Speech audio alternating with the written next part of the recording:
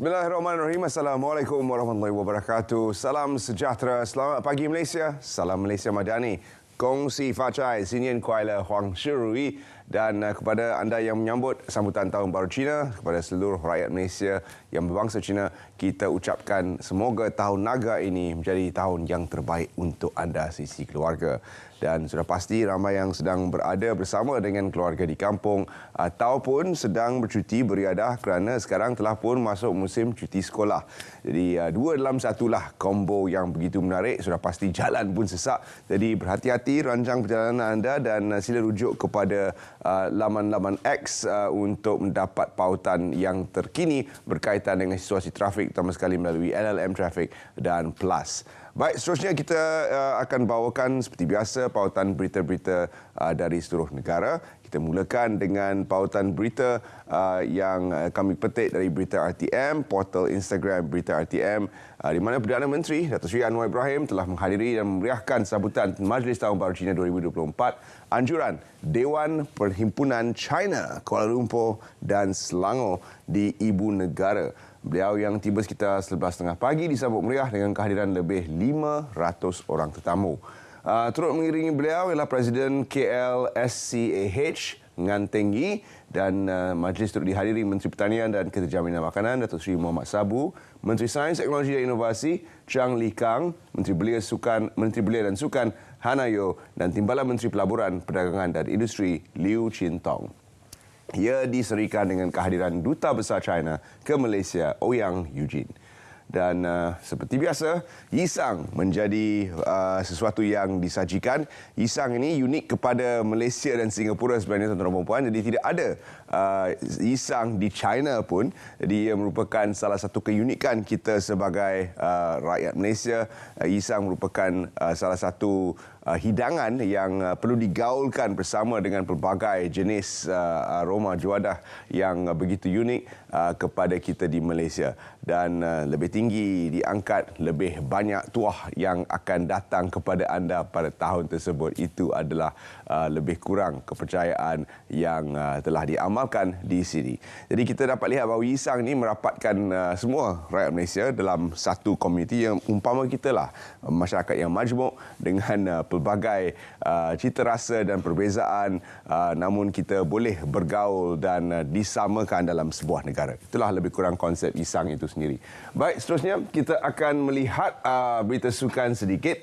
Jaringan hat-trick ayam tambatan Qatar Akram Afif membantu negaranya mempertahan gelaran dengan menewaskan Jordan 3-1 di pentas final. Tahniah kepada Qatar. Gol pertama skuad tuan rumah hadir pada minit ke-19 melalui sepakan penalti Akram, dan dia sebenarnya dijatuhkan oleh pertahanan Jordan, Abdullah Nasib. Dan dalam babak kedua, Jordan menggandakan rasakan dan berjaya menghasilkan gol penyamaan melalui rembatan deras Yazan pada minit ke-66. Namun situasi tidak bertahan apabila Qatar kembali ke depan menerusi sepakan penalti yang disudahkan dengan sempurna oleh Akram.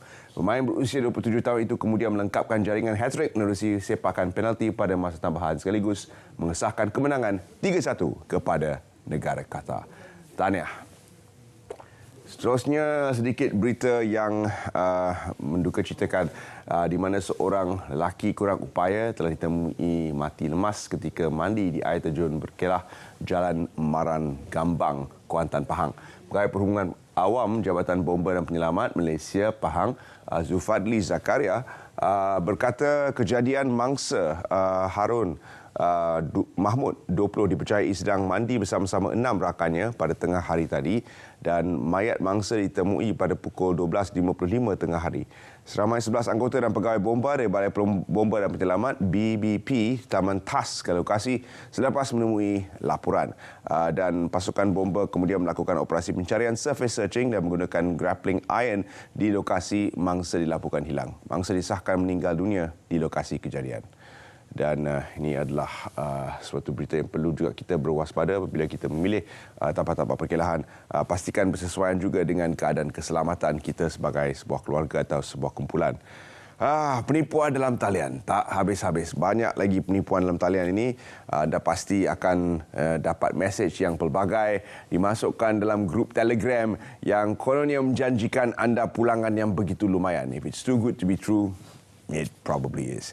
Jadi jangan percaya kepada scam ataupun sebarang penipuan yang dilakukan. Seorang pegawai wanita di sebuah agensi kerajaan rugi RM168,000 akibat ditipu sindiket penipuan dalam talian. Ketua Polis Daerah Ipoh ACP Yahya Hassan dalam kenyataan berkata panggilan diterima melalui telefon menyamarkan diri sebagai pegawai Kementerian Kesihatan. Jadi pelbagai sebenarnya taktik digunakan untuk membuat anda rasa terancam dan perlu membayar sekian wang untuk menyelesaikan suatu masalah. Ini adalah satu taktik yang digunakan. Ada juga taktik yang menjanjikan pulangan.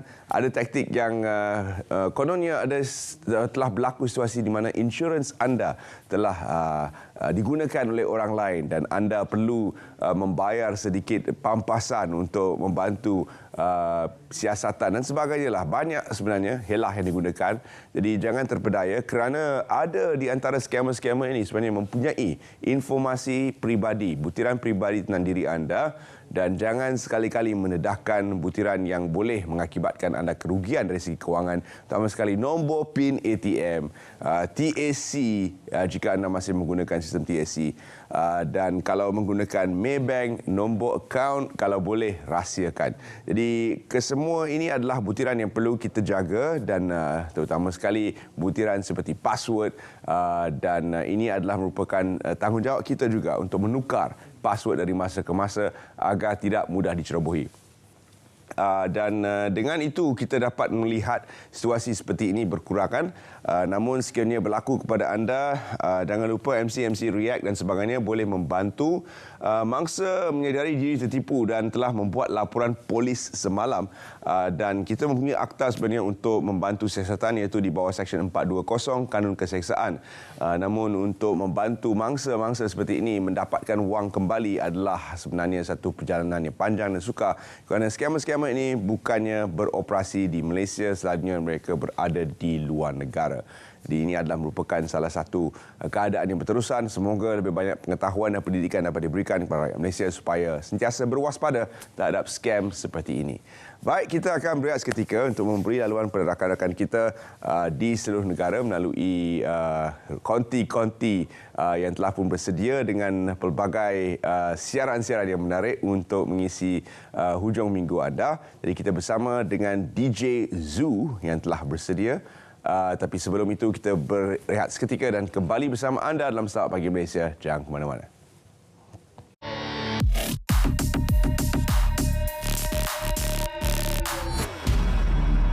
Daripada 9 tu 8 orang hakim telah membenarkan petition ni Ellen ni. Jadi cuba bayangkan Mahkamah Syariah Kelantan nak dengar undang-undang mana ni? Mahkamah ada, besar, cantik, tapi undang-undang dibatalkan. Bila satu undang-undang jenayah syariah di satu negeri dibatalkan, bermakna undang-undang jenayah syariah Islam di negeri-negeri lain, 14 buah negeri lagi, dalam keadaan yang amat-amat bahaya dan kritikal.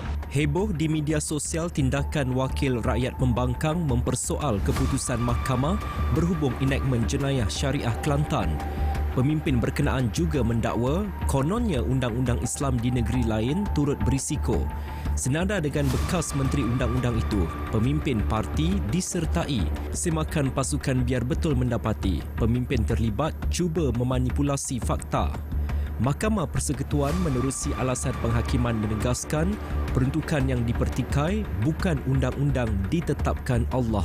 Sebaliknya, hukuman takzir yang diamal institusi kehakiman diputuskan menerusi penggubalan oleh ADUN untuk Mahkamah Syariah dan Ahli Parlimen bagi peringkat Mahkamah Sivil. Bagaimanapun, Perlembagaan Persekutuan kekal jadi undang-undang tertinggi negara. Justru, pembatalan 16 Seksyen Undang-Undang Syariah Kelantan diputuskan kerana ia melangkaui kuasa Badan Perundangan Negeri. Sekiranya dibiarkan, ia dikuatiri menimbulkan konflik perundangan dan jenis hukuman. Bagi mengelak isu sama berulang, tindakan susulan dilaksana pihak berwajib. Saya juga akan segera memanggil semua pemegang taruh berkaitan, semua pihak yang terlibat dengan Mahkamah Syariah untuk kita sama-sama berbincang dan menilai langkah pemerkasaan seterusnya bagi Mahkamah Syariah. Jika terdapat keperluan melakukan apa-apa pindaan atau reformasi undang-undang. Kita akan segera melakukannya. Henti manipulasi fakta, elak cetus kegusaran awam, penyebaran berita palsu, menghasut atau menghina mahkamah adalah kesalahan. Terima bahan fitnah atau maklumat disyaki palsu, segera lapor ke MCMC.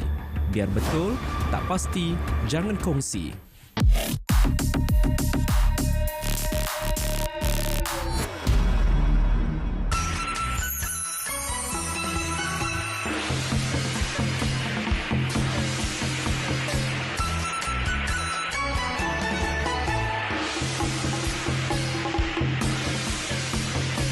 Salam sejahtera. Saya ucapkan selamat tahun baru pada masyarakat Cina supaya tahun ini disambut dengan gembira oleh keluarga dan dengan damai. Xin Nian Kuai Le, dan mudah-mudahan tahun ini tahun bahagia dan tahun-tahun berikutnya begitu lebih bahagia. Xin Nian Hao, Nian Nian Hao. Terima kasih.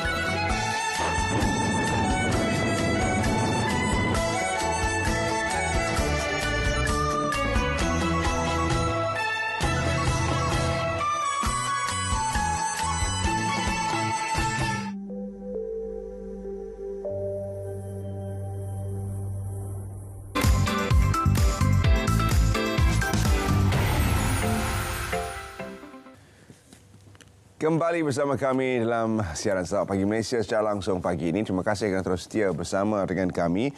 Dan seterusnya kita akan bersama dengan rakan kita DJ Zoo yang telah bersedia di Negeri FM untuk membawa pengisian khabar dari Negeri Sembilan. DJ Zoo, silakan. Terima kasih Terence di Selamat Pagi Malaysia. Selamat pagi, Assalamualaikum dan salam Malaysia Madani. Okey, selamat tahun baru. Selamat tahun baru Cina Zu ucapkan kepada semua. Zu dekat sini untuk seleksi konti bervisual dan pagi ini merupakan giliran Negeri FM. Dan seperti biasa, penonton dan juga pendengar boleh ikuti kami menerusi frekuensi 92.6, 95.7, 107.7 dan juga menerusi RTM Klik. Okey, baiklah, Zu nak kongsikan antara perkara-perkara menarik yang berlaku di Negeri Sembilan sepanjang minggu ini. Yang pertama, Kerajaan Negeri Sembilan memberi jaminan bekalan bawang di negeri ini mencukupi. Menurut Esko Keusahawanan, Sumber Manusia, Perubahan Iklim, Koperasi dan Kepenggunaan SB Rapan, pihaknya akan memastikan bekalan itu sentiasa mencukupi dan memantau perubahan harga bekalan sekaligus membendung mana-mana pihak untuk tidak mengambil kesempatan. Jadi kepada pengguna di luar sana, mungkin bolehlah laporkan segala aduan jika anda lihat ada sebarang kenaikan harga ke ada bekalan yang tidak mencukupi. Boleh terus laporkan kepada pihak KPDN Negeri Sembilan, itu lebih baik. Okey, seterusnya, 3 kawasan hitam atau black spot dikenal pasti Polis Negeri Sembilan yang kerap menjadi lokasi kemalangan maut setiap kali tibanya musim perayaan. Timbalan Ketua Polis Negeri Sembilan, Datuk Abdul Khalid Osman berkata, ia membabitkan Jalan Port Dickson, Lubuk Cina di daerah Port Dickson, Jalan Seremban Kuala Kelawang, Simpang Pertang di Jelebu dan Jalan Seremban ke Kuala Pilah untuk daerah Kuala Pilah. Jadi kepada pengguna jalan raya, khususnya yang mungkin melalui 3 jalan yang dinyatakan sebentar tadi, anda pandulah berhati-hati, ikuti had kelajuan yang telah ditetapkan dan semoga anda semua selamat sampai ke destinasi yang dituju.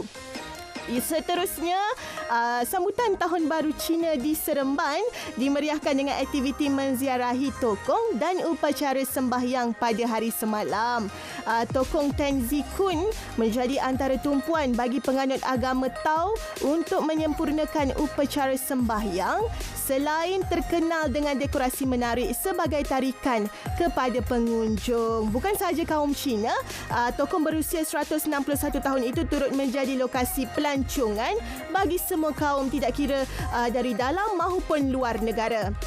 Seterusnya, tiket bas ekspres dari Seremban ke seluruh negara habis dijual. Tinjauan kru RTM mendapati tiket yang dijadualkan sehingga 12 Februari itu habis susulan cuti perayaan Tahun Baru Cina. Dalam pada itu, rata-rata penumpang didapati membuat pembelian tiket lebih awal secara dalam talian. Jadi dekat sini baguslah yang mana dah beli dalam talian tu bagus sebab anda tak adalah mengalami masalah tak ada tiket ke, habis ke.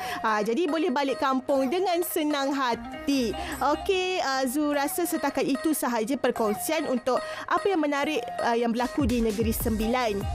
Jadi kepada anda, jangan lupa untuk ikuti media sosial Negeri FM di Facebook, di TikTok dan juga di Instagram Negeri FM Official, dan terus mendengarkan kami di frekuensi 92.6, 95.7 dan 107.7. Selamat bercuti kepada yang bercuti, dan Zu akan teman anda pendengar dan juga pendengar sampai pukul 10 nanti menerusi Radar Extra, dan pukul 10 sampai pukul 12 nanti ada penyampai yang akan teman anda menerusi Carta Hits, dan petang nanti kita ada 34 je dan pelbagai lagi informasi menarik yang akan kami kongsikan kepada anda. Jadi saya kira sekian sahaja perkongsian dari Negeri FM. Kita kembali kepada rakan setugas Terence di Selamat Pagi Malaysia. Bye-bye. Terima kasih DJ Zu. Dengarkan mereka juga melalui RTM Klik. Anda boleh layari bila-bila masa dan sentiasa bersama dengan penyampai-penyampai radio kesayangan anda dari seluruh negara.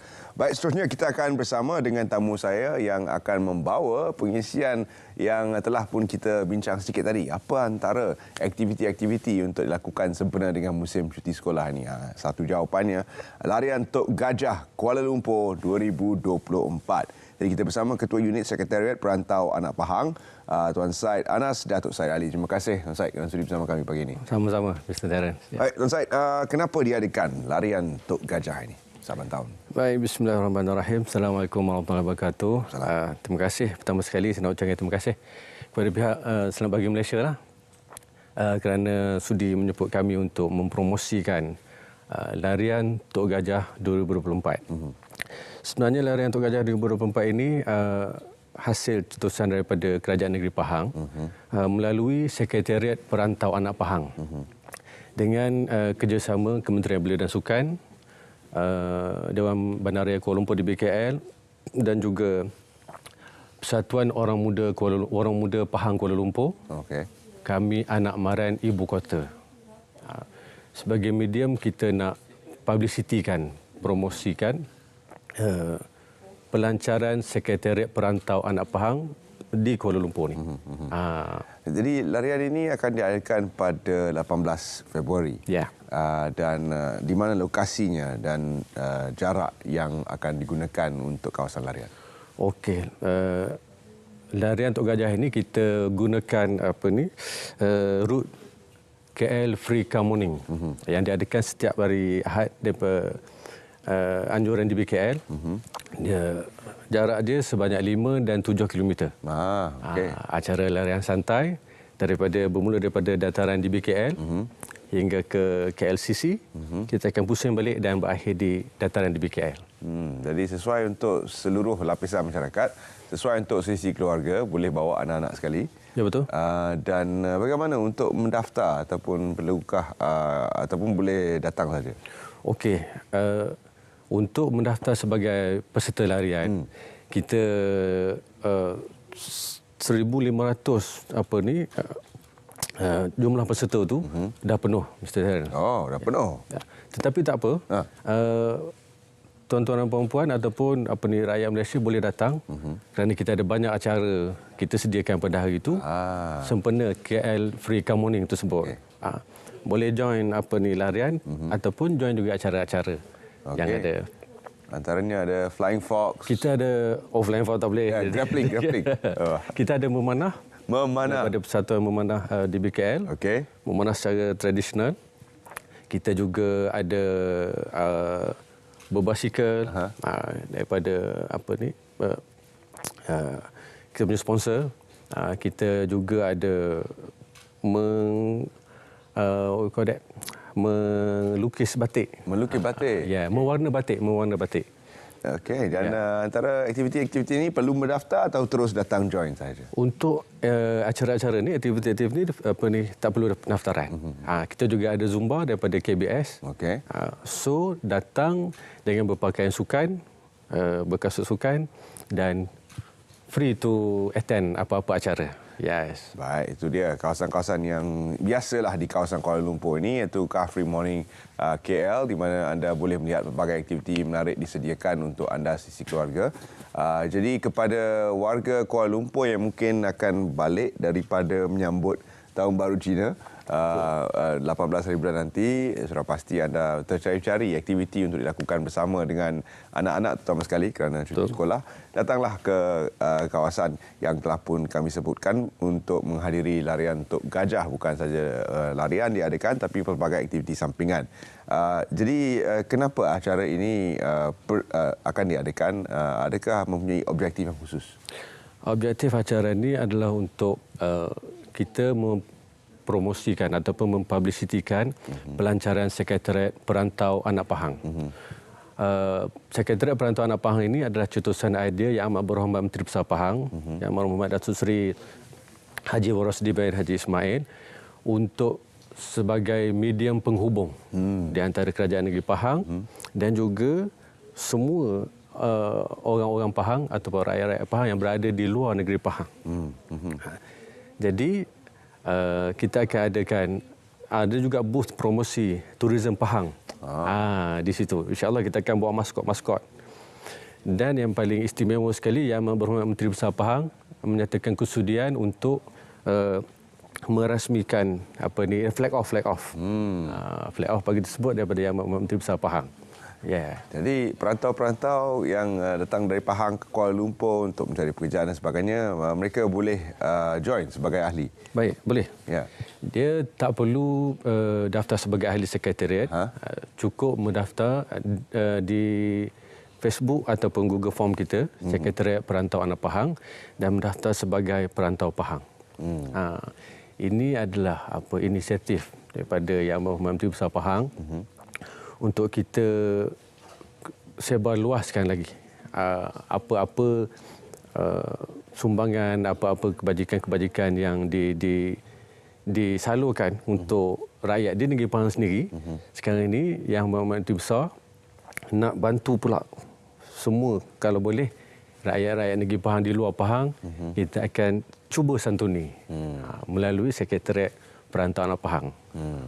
Jadi kepada anda yang mungkin mendengar perbualan ini dan berminat, di mana Google Form dan Facebooknya carian cuma Sekretariat Perantau Anak Pahang. Sekretariat Perantau Anak Pahang. Jadi dengan itu anda terus boleh mendaftar diri untuk menjadi sebahagian daripada komuniti Pahang Kuala Lumpur. Dan kepada seluruh warga Kuala Lumpur, jangan ketinggalan juga untuk menyaksikan acara-acara yang akan diadakan. Siapa saja boleh join, yang itu terbuka kepada semua. Tapi kalau nak jadi ahli sekretariat ataupun nak menjadi ahli komuniti yang besar ini, sebab komuniti Tok Gajah ni memang besarlah. Sebab negeri pun besar.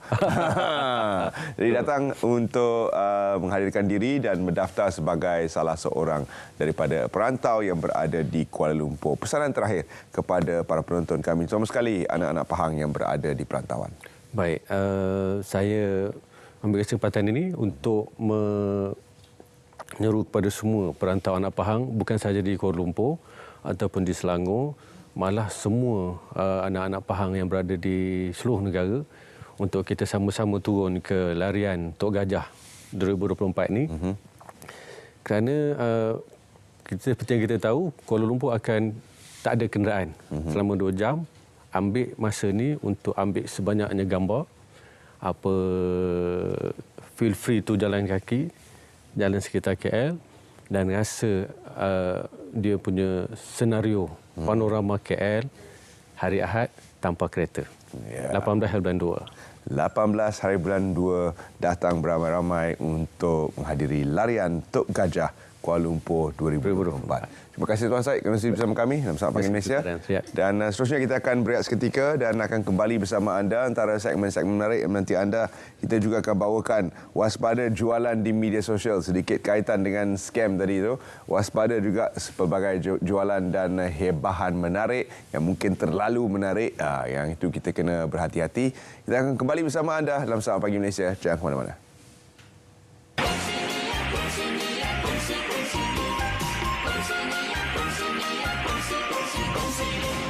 Saya Luk Sufuk, Menteri Pengangkutan, mengucapkan kepada seluruh rakyat Malaysia selamat menyambut Tahun Baru Cina.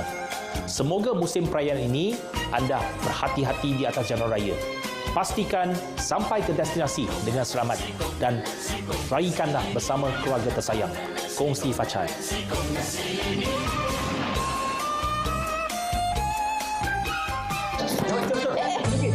Ifan. Kali pergi mana?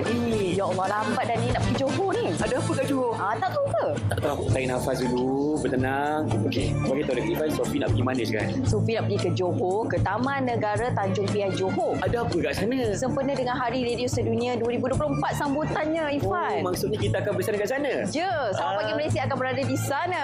Akan menemani anda selama 2 jam nanti pada 13 Februari 2024 di Taman Negara Tanjung Piai Johor. Ya. Tak siapa dah jom pergi sekarang. Semangat.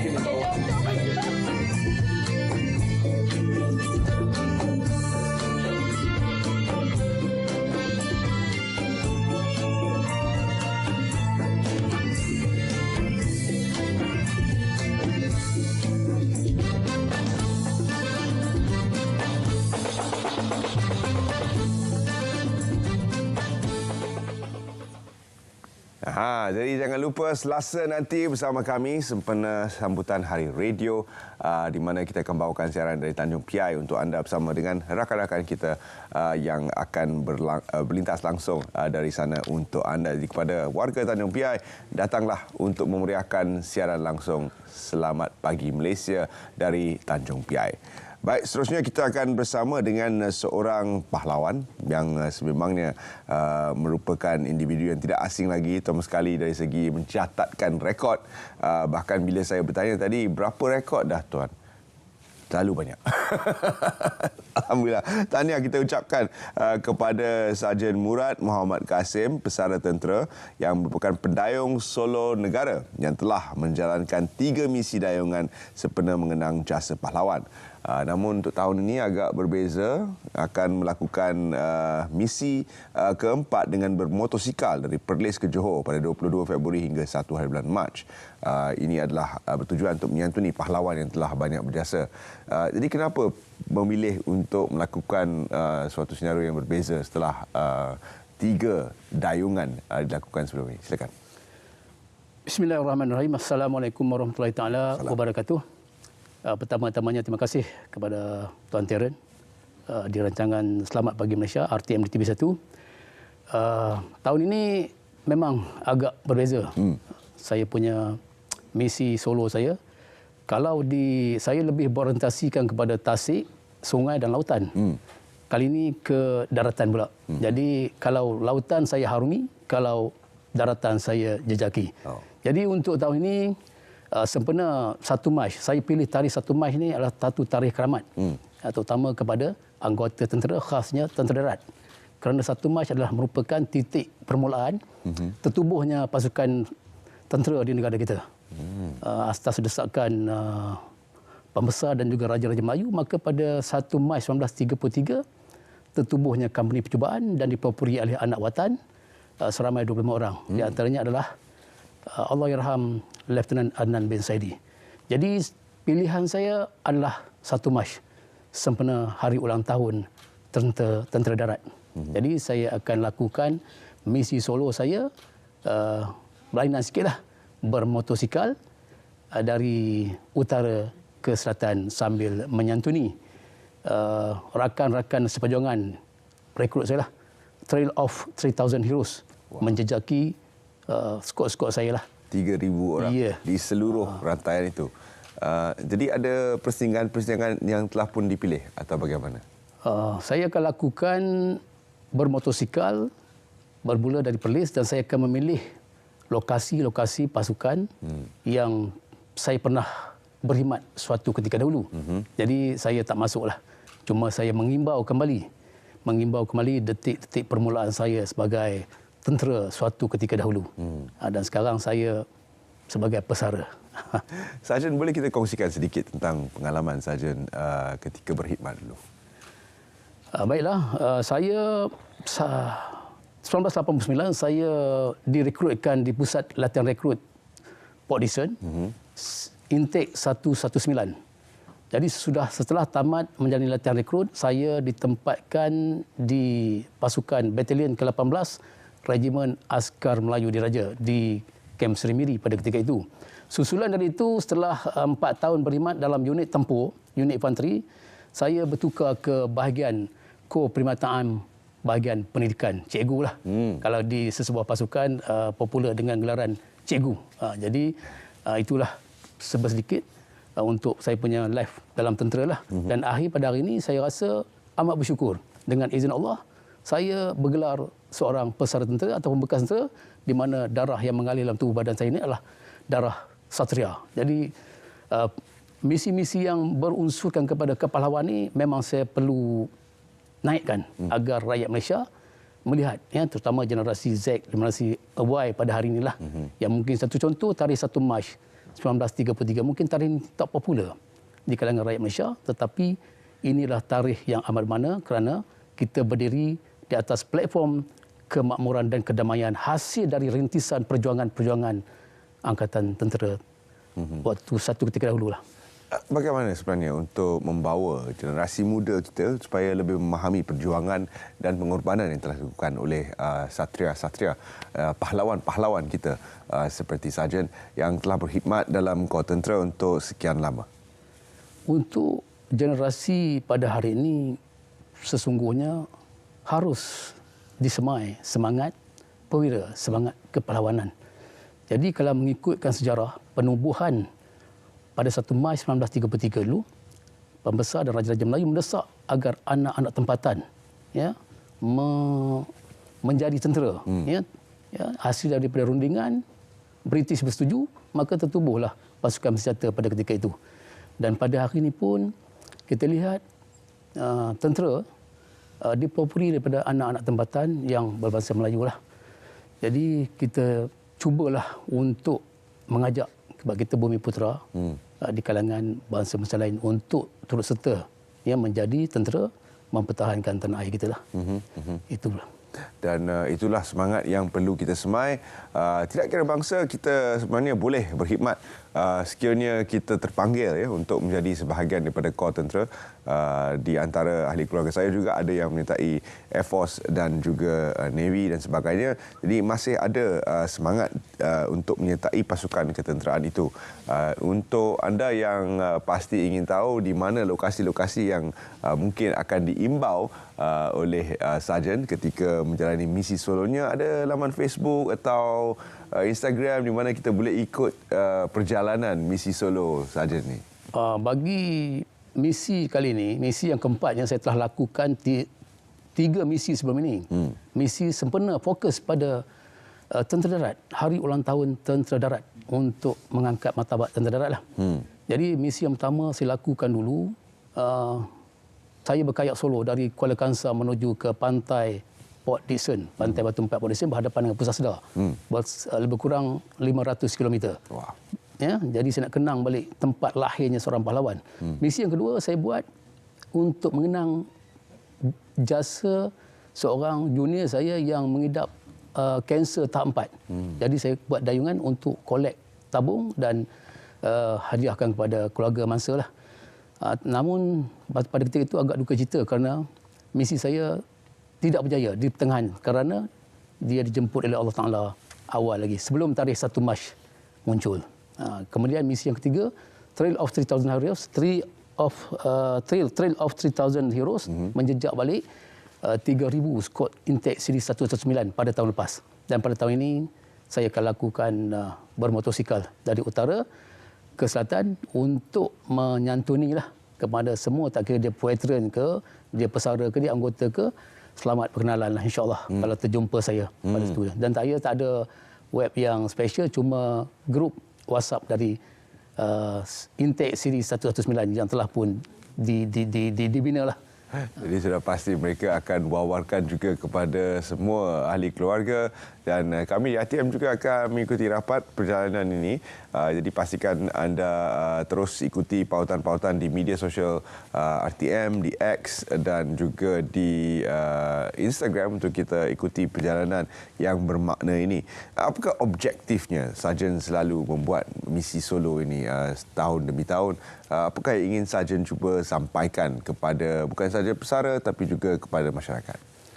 Untuk misi saya, biasanya lazimnya saya lakukan misi itu, misi solo saya sama ada di lautan maupun di daratan adalah bertema. Jadi saya tak mau lakukan satu misi yang saja-saja.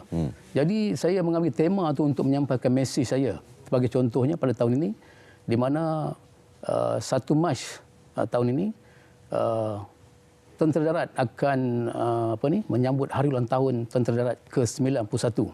Jadi saya buat misi ini bermotosikal ini untuk saya menzahirkan erti sebuah perjuangan dan juga pengorbanan anggota tentera lah dalam membawa satu kedamaian dan kemakmuran di negara kita. Jadi untuk Tentera Darat yang akan menyambut hari ulang tahun Tentera Darat pada tahun ini, kepada pemimpin kanan tertinggi lah, Panglima Tentera Darat, yang Panglima kanan, pegawai pemerintah dan perintah dan semua organisasi Tentera Darat bersatu, bersatu membina satu organisasi yang terbaik, menjadi tentera yang versatile menjelang abad ke-21. Baik, terima kasih kita ucapkan kepada Sarjan kerana sudi bersama kami dalam Selamat Pagi Malaysia. Ya, terima kasih. Dan kami ucapkan yang terbaik, doakan yang terbaik. InsyaAllah misi Sarjan akan tercapai, dan kita juga harapkan semoga rakyat Malaysia yang dapat melihat Sarjan sebenarnya sedang turun dari utara ke selatan, berhentilah, ambil gambar, post dekat Facebook, tunjuk dekat kawan-kawan bahawa inilah seorang perwira yang sedang cuba memberikan mesej bahawa ketenteraan itu adalah sesuatu yang perlu kita angkat dan sentiasa hargai jasa dan sumbangan mereka, terutama sekali mereka yang telah pun bersara. Terima kasih kita ucapkan Sarjan dan tahniah di atas rekod demi rekod yang dicatat. InsyaAllah bertambah lagi menjelang tahun hadapan. Terima kasih Sarjan. Dengan itu, tuan-tuan dan puan, para penonton kami, kita akan berehat seketika untuk ke Kedah, di mana cerita pagi kali ini kami bawakan ikan ubi secara komersial untuk menampung permintaan. Kita bersama dengan Fakhrul Razi yang telah bersedia dengan laporannya. Silakan. Baik, terima kasih. Assalamualaikum. Salam Malaysia Madani. Baiklah saudara, pagi ini saya berada di projek ternakan ikan ketutu di Kampung Kuala Rimau Pendang. Untuk makluman, ikan ketutu antara ikan yang paling mencuri tumpuan ketika musim perayaan Tahun Baru Cina. Dan untuk mengulas dengan lebih lanjut mengenai projek ternakan ikan ketutu ini, bersama saya adalah pengusahanya iaitu Encik Song Kok Tiam. Jadi Encik Tiam, terima kasih sudi bersama dengan kami pada pagi ini. Jadi boleh kongsikan sikit mengenai projek ternakan ikan ketutu di sini? Saya Song Kok Tiam. Saya mula daripada sini projek ikan ketutu tahun 2021 sampai hari ini. Sini ada 2 berai kolam. 2 berai kolam ini ada 5 kolam untuk induk. 5 kolam ini untuk anak benih ikan, buat anak benih ikan. Lepas tu saya sebelum masuk sini saya belajar di Guangzhou. Di Guangzhou sana saya masih ada sana lah. Lepas tu balik masuk sini buat nak ikan semua. Sampai hari ini berjaya dekat 200,000 lah. Dekat-dekat lah. Itu anak ikan. Ikan ni pasal aku nak berlah ikan ni. Kerana di Malaysia, aku dah tengok kawan-kawan depa tangkap jual ikan ni, harga pasaran harga mahal, harga tinggi. Lepas tu aku mai buat ni. Mula start sini, lepas tu aku sampai hari ini aku baru tahu ke market satu hari di Malaysia kurang-kurang kan setiap hari 500 kilo atau 1 tan setiap hari boleh laku. Target saya boleh untuk kawan-kawan kita atau di mana-mana kawan nak belah ikan ni, boleh saya kita boleh ajak dia semua orang boleh belah ikan ni untuk untuk jual di Malaysia. Susah tak nak jaga ikan ni? Jaga ikan ni susah, kata susah tak mana susah, tapi nak susah pun susah juga. Semua benda itu nak cari duit bukan senang juga. Kena rajin. Tak rajin tak boleh berjaya lah. Setiap hari saya pukul 5 lebih, pukul 6 saya suruh mangkit. Suruh mangkit tengok buat itu ikan baja bagi proses semua, bagi ikan makan sampai pukul 8 lebih bantu. Lepas tu tengah malam pukul 8 atau sampai pukul 10 ronda tengok ikan tu ada masalah apa, kena kurang oksigen ke atau ada benda main kacau ke, kena pergi tengoklah. Kalau ada masalah kena settle lah. Kira malam tu tak tidur lah kalau. Lepas tu saya ucapkan terima kasih Perikanan selalu main bantu saya lah. Dari segi pasaran tu ikan ni dihantar ke mana tu? Pasaran ikan ni hantar di seluruh Malaysia lah. Kalau Penang, KL, Johor dengan Singapura pasaran tu. Jadi apa harapan Cik Tiam untuk mungkin nak berkembangkan lagi ke projek tenaga ikan ketutu ni? Saya mesti mau kembangkan projek inilah.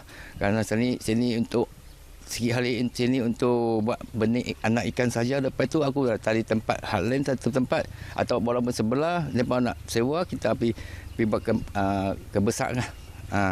Okey Cik Tiam, di kesempatan ni mungkin nak ucap selamat tumbuh Cina kepada rakan-rakan di luar sana. Ucapkan terima kasih kongsi Pak saya Senyi Sing Long Pupu Kawasan Huat lah. Baik, terima kasih. Itu dia semangat Cik Tiam menyambut Tahun Baru Cina hari ini. Jadi itu saja cerita pagi dari Kedah untuk pagi ini. Kembali ke Angkasa Puri.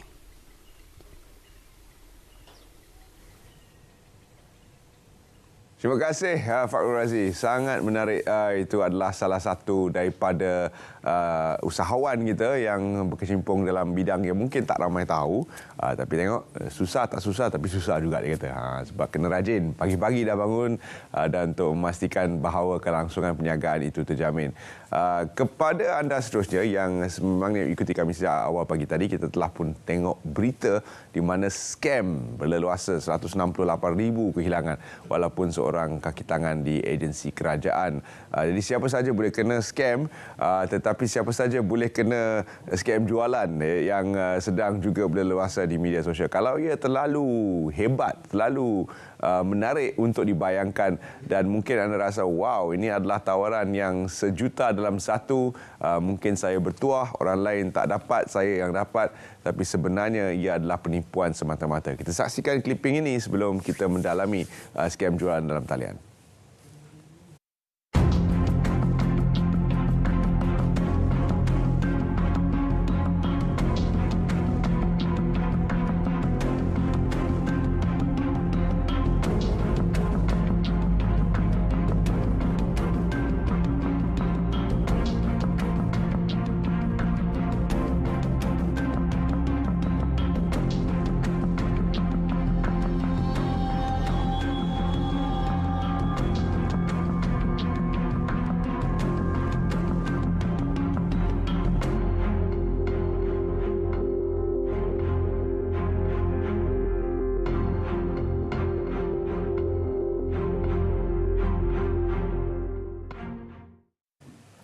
Okey, tidak menerima penghantaran ataupun parcel itu antara yang selalu kedengaran dalam kalangan masyarakat. Permasalahannya apabila membuat pembayaran terlebih dahulu ataupun beri maklumat penting terlebih dahulu sebelum barang tu dapat. Jadi macam mana kita nak pastikan perkara ini tidak berlaku lagi selepas ini, kerana kita harus waspada jualan di media sosial. Apatah lagi sekarang ni promosi memang besar-besaranlah sebab perayaan besar sekarang ini dan juga yang akan menyusul selepas ini. Jadi ramai yang nak buat beli belah pada saat awal ni kan. Jadi untuk kita berkongsi berlanjut berkaitan dengan topik ini, kita bersama-sama Puan Nur Ashikin Aminuddin yang merupakan Bendahari Agung Gabungan Persatuan-Persatuan Pengguna Malaysia, FOMCA di talian pada waktu ini. Assalamualaikum.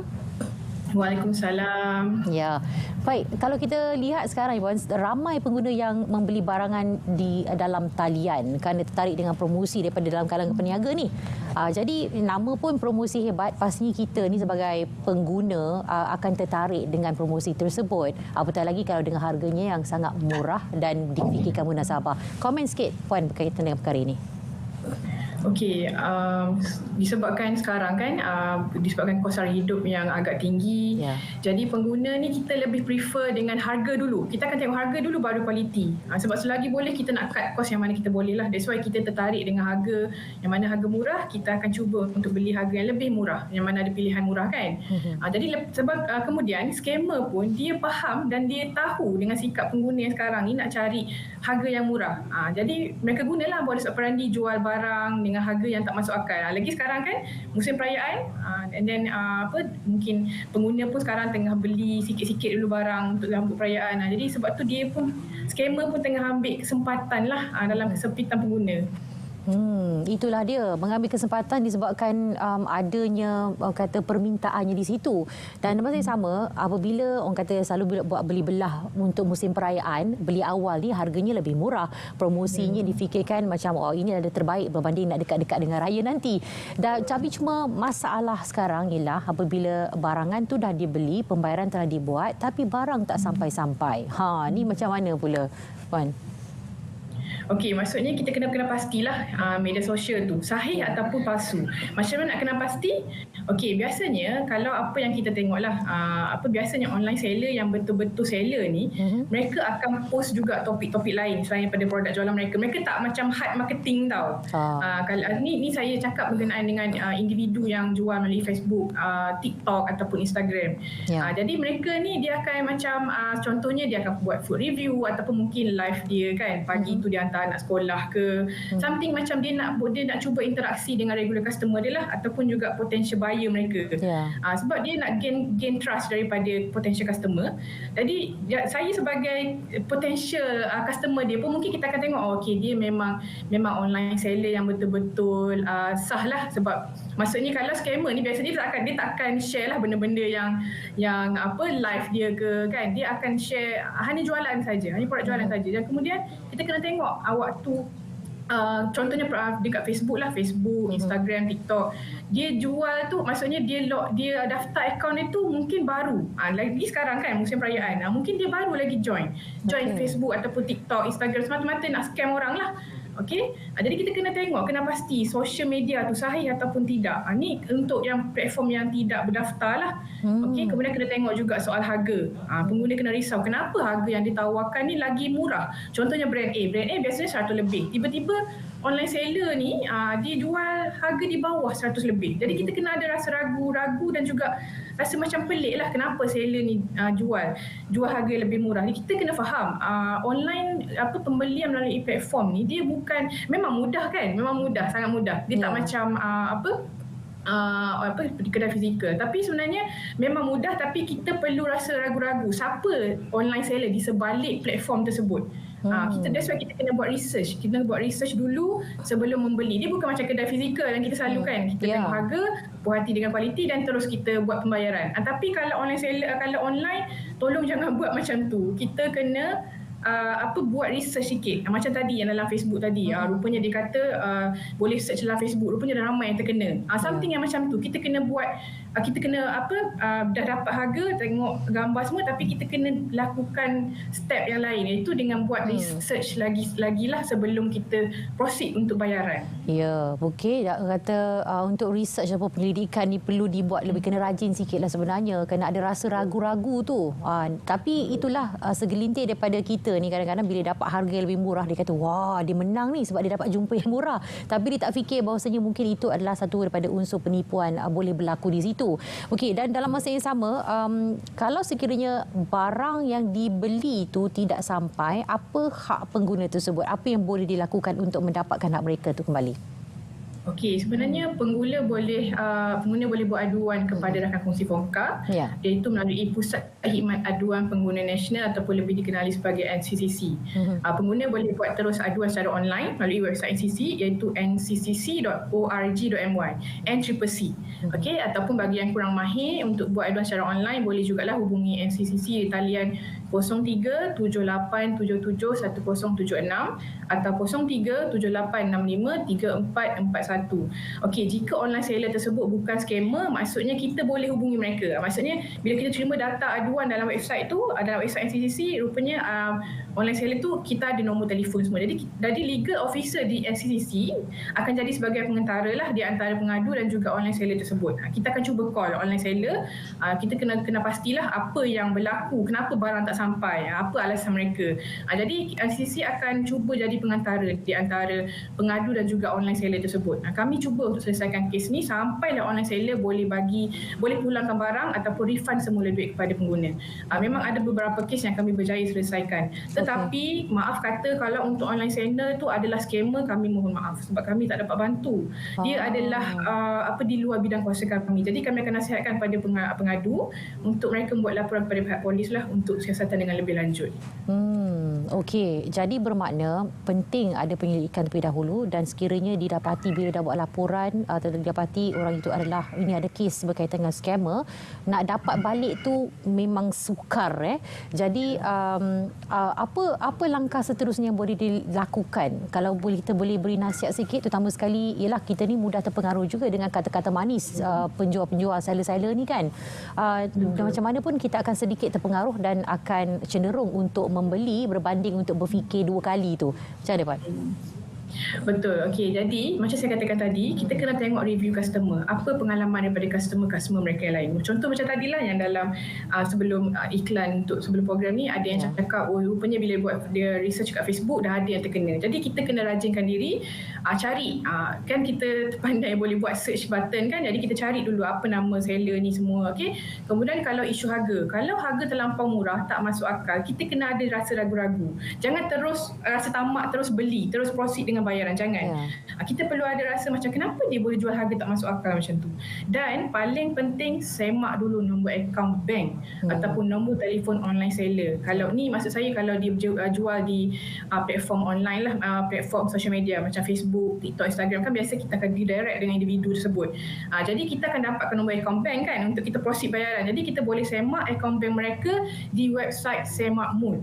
Saya sendiri pernah cuba, okey. Masa tu saya berminat nak beli pakaian melalui platform Facebook lah, tapi saya rasa ragu-ragu masa tu sebab nampak Facebook dia 2 hari sekali baru post dia punya iklan, kemudian saya nampak dia baru join dan tak ada feedback, tak ada review, tak ada feedback. Kemudian saya cubalah sajalah nak menyamar, jadi saya minta nombor akaun bank lah untuk kita proceed bayaran konon. Okey. Jadi bila saya dapat nombor akaun bank, saya check dekat Semakmul, rupanya ada tanda warning, keluar tanda color merah di mana maksudnya akaun bank seller tu adalah telah berada dalam rekod pihak polis. Jadi website Semakmul ni penting untuk kita check dulu sebelum kita transfer duit ke akaun seller.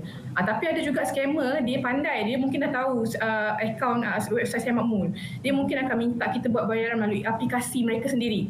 Contoh dia minta kita download, Puan boleh download tak aplikasi ni untuk proceed bayaran?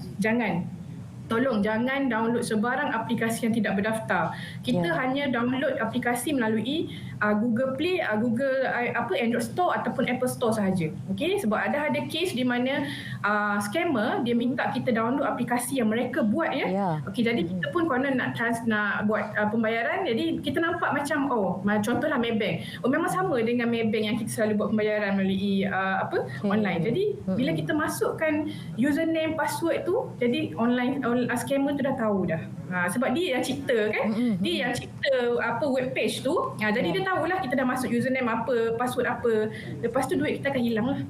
Jadi tolong jangan download sebarang aplikasi yang diminta oleh online seller, so-called online seller. Mungkin itu adalah scammer. Di samping tu kita boleh juga kalau platform berdaftar. kita kena rajin juga bertanya seller tu ada ke premis perniagaan ataupun nombor pendaftaran SSM. Kita boleh semak maklumat SSM, maklumat syarikat tu melalui nombor pendaftaran di website SSM. Sebab kadang-kadang online seller ni memang dia claim diri dia berdaftar dengan SSM. Tapi bila kita minta nombor pendaftaran SSM, macam-macam alasan yang dia bagi. Jadi kat situ pun kita dah rasa macam pelik dan ragu-ragu. Jadi kita boleh tanyalah, mungkin ada platform social media ke, kita boleh tengoklah betul ke dia ni online seller. Kemudian seller yang mengaku dirinya personal shopper. Saya sendiri pun ada personal shopper saya sendiri. Jadi kita biasanya memang pakai jenama tempatan ni, dia memang ada personal shopper masing-masing. Tetapi biasanya syarikat pakai yang ada personal shopper ni, dia akan ada list senarai nama personal shopper dekat social media mereka. Jadi senang untuk pengguna refer. Betul ke yang dia claim personal shopper bagi brand A ni, contohlah kan. Jadi kita boleh semak dekat social media brand A tu ada ke nama. Jadi macam itulah. Kalau personal shopper kita kena tahu juga betul kita senarai dalam list tu. Kemudian untuk platform yang berdaftar kita kena rasa ragu-ragu dan mungkin kalau boleh kita prefer option COD lah, cash on delivery. Barang sampai baru bayar, lebih selamat macam tu. Baik, jadi itulah dia. Kita harus ingat bahawa setiap hari apabila kita ingin membuat sebarang pembelian, nak mengeluarkan wang, kita kena lebih berhati-hatilah. Maknanya kita kena semak terlebih dahulu latar belakang. Tak kira sama ada kedai fizikal ke kedai sedaran talian ke, kerana ada potensi ditipu di situ. Sebab kita tahu ramai yang akan mengambil kesempatan bagi mereka yang terdesak mahu beli barang-barang tersebut. Jadi apa mungkin nasihat Puan agar pengguna lebih berhati-hati dalam sebarang pembelian di dalam talian ni, agar mereka tidak ditipu dan terus tertipu, ya kan? Terima kasih. Kita kena ada perasaan ragu-ragu lah kalau harga pakaian tu terlalu murah. Sebab setiap kali musim perayaan ni memang aduan penipuan baju raya yang dibeli secara online memang akan tinggilah. Macam saya katakan tadi, scammer tahu dengan sikap pengguna yang suka membeli pakaian dengan harga yang lebih murah. Dan mereka pun tahu sekarang musim perayaan, mungkin musim nak masuk perayaan untuk Hari Raya Aidilfitri pula. Jadi dia tahu sekarang pengguna tengah prepare untuk beli pakaian. Jadi tapi sekarang dia pun dah cubalah untuk create account kan, new account, tiba-tiba baru join Facebook, TikTok, Instagram untuk dia scam orang. Jadi kita sebagai pengguna kena jadi lebih bijak daripada scammer. Kena tengok latar peribadi dekat terutama untuk Facebook, TikTok atau Instagram. Kita boleh check bila dia join, siapa followers dia, apa review customer dia. Dan paling penting, semak review customer dan semak dulu nombor akaun ataupun nombor telefon seller, disemak mul sebelum membuat pemindahan wang ke akaun online seller. Ini yang pengguna perlu tahu. Okey, baik. Dalam masa yang sama, jika ada laporan yang dibuat sebelumnya menerusi paparan daripada semak mul contohnya, maka sistem akan memaparkan amaran. Macam tadi Puan kongsilah, maknanya kalau disemak nama dah letakkan nombor telefon dan sebagainya, nombor akaun contohnya, kalau memang pernah ada orang laporkan, dia akan terpapar di situ, ada warna merah kat situ kan. Jadi di situ kita boleh bertindaklah kemudian apa yang perlu dan juga wajar dilakukan. Aku ucapkan terima kasih kepada Puan Syikin Aminuddin yang merupakan Bendahari Agung Gabungan Persatuan-Persatuan Pengguna Malaysia FOMCA bersama-sama kami pada waktu ini untuk berkongsi tips dan juga nasihat dan juga panduan agar ramai tidak terpedaya lagi selepas ini dengan penjualan di media sosial yang kebanyakannya memang hanya tahu nak menipu dan mempergunakan duit masyarakat. Terima kasih banyak-banyak Puan. Terima kasih Hani. Ya, baik. Tadi waspada jualan di media sosial, berhati-hati selepas ini dan pastikan juga anda cakna tentang apa yang berlaku seperti mana yang dikongsi oleh Puan Syikin tadi. Maknanya kita kena pastikan, kita periksa terlebih dahulu latar belakang syarikat tersebut sebelum anda membuat sebarang bayaran dan sebagainya. Baik, untuk waktu ini kita nak bawakan cerita pagi dari Kelantan pula, di mana Nur Ali Ramli ada laporannya berkaitan dengan hiasan kaligrafi Cina pilihan masyarakat Tionghoa. Jom saksikan.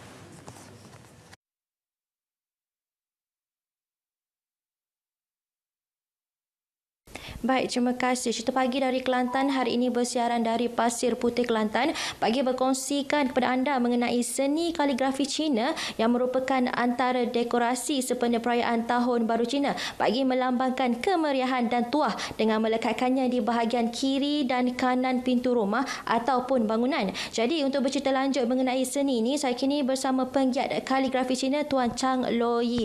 Baik Tuan, mungkin boleh dikongsikan apa sebenarnya seni kaligrafi Cina ini dan tulisan yang ditulis itu mungkin membawa maksud yang tertentu.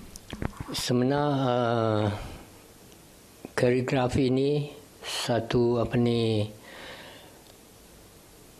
dia panggil apa? Tradisi bangsa Cina. Sudah 5,000 tahun ke atas. Dan apabila Tok Nenek kita mari ke Sabah Malaysia ni, dia bawa benda ni kemari juga bersama. Dan tiap-tiap tahun sebab apa kita nak tulis tu, dengan kertas merah tu tulis ayat selamat ni kepada tanpa di pintu, kerana itu dia maksud dia minta selamat, minta baik, minta ong. Itu dah. Okey, dari segi bahan-bahan yang digunakan untuk membuat kaligrafi Cina ni macam mana, Tuan? Dia beras Cina ni super ni. Kita tunjuk ni. Ini beras dia panggil pen dia lah sebenarnya. Dia buat dengan bulu arnab, dia putih. Kalau serangga dia grey color. Anjing serangga. Okey, dari segi kertas, Tuan, saya perhatikan ada yang ditulis di atas kertas berwarna putih dan ada juga digunakan kertas berwarna merah. Mungkin anda membawa maksud yang berbeza ke macam mana? Kalau hari raya, hari besar, dia banyakkan tulis atas kertas merah. Dia maksud merah ni dia ong. Sebab tu orang Cina dia suka tulis atas merah. Kalau biasanya dia tulis di kertas putih. Bukan dia panggil sejenis kertas raw. Dia proses yang pertama, kertas merah ni dia sudah letak cat. Itu berbeza dia. Okey, Tuan, sebagai penggiat seni kaligrafi Cina di Kelantan ni, macam mana perhatian Tuan terhadap minat anak-anak muda khususnya golongan Cina di negeri ini mengenai seni kaligrafi ni?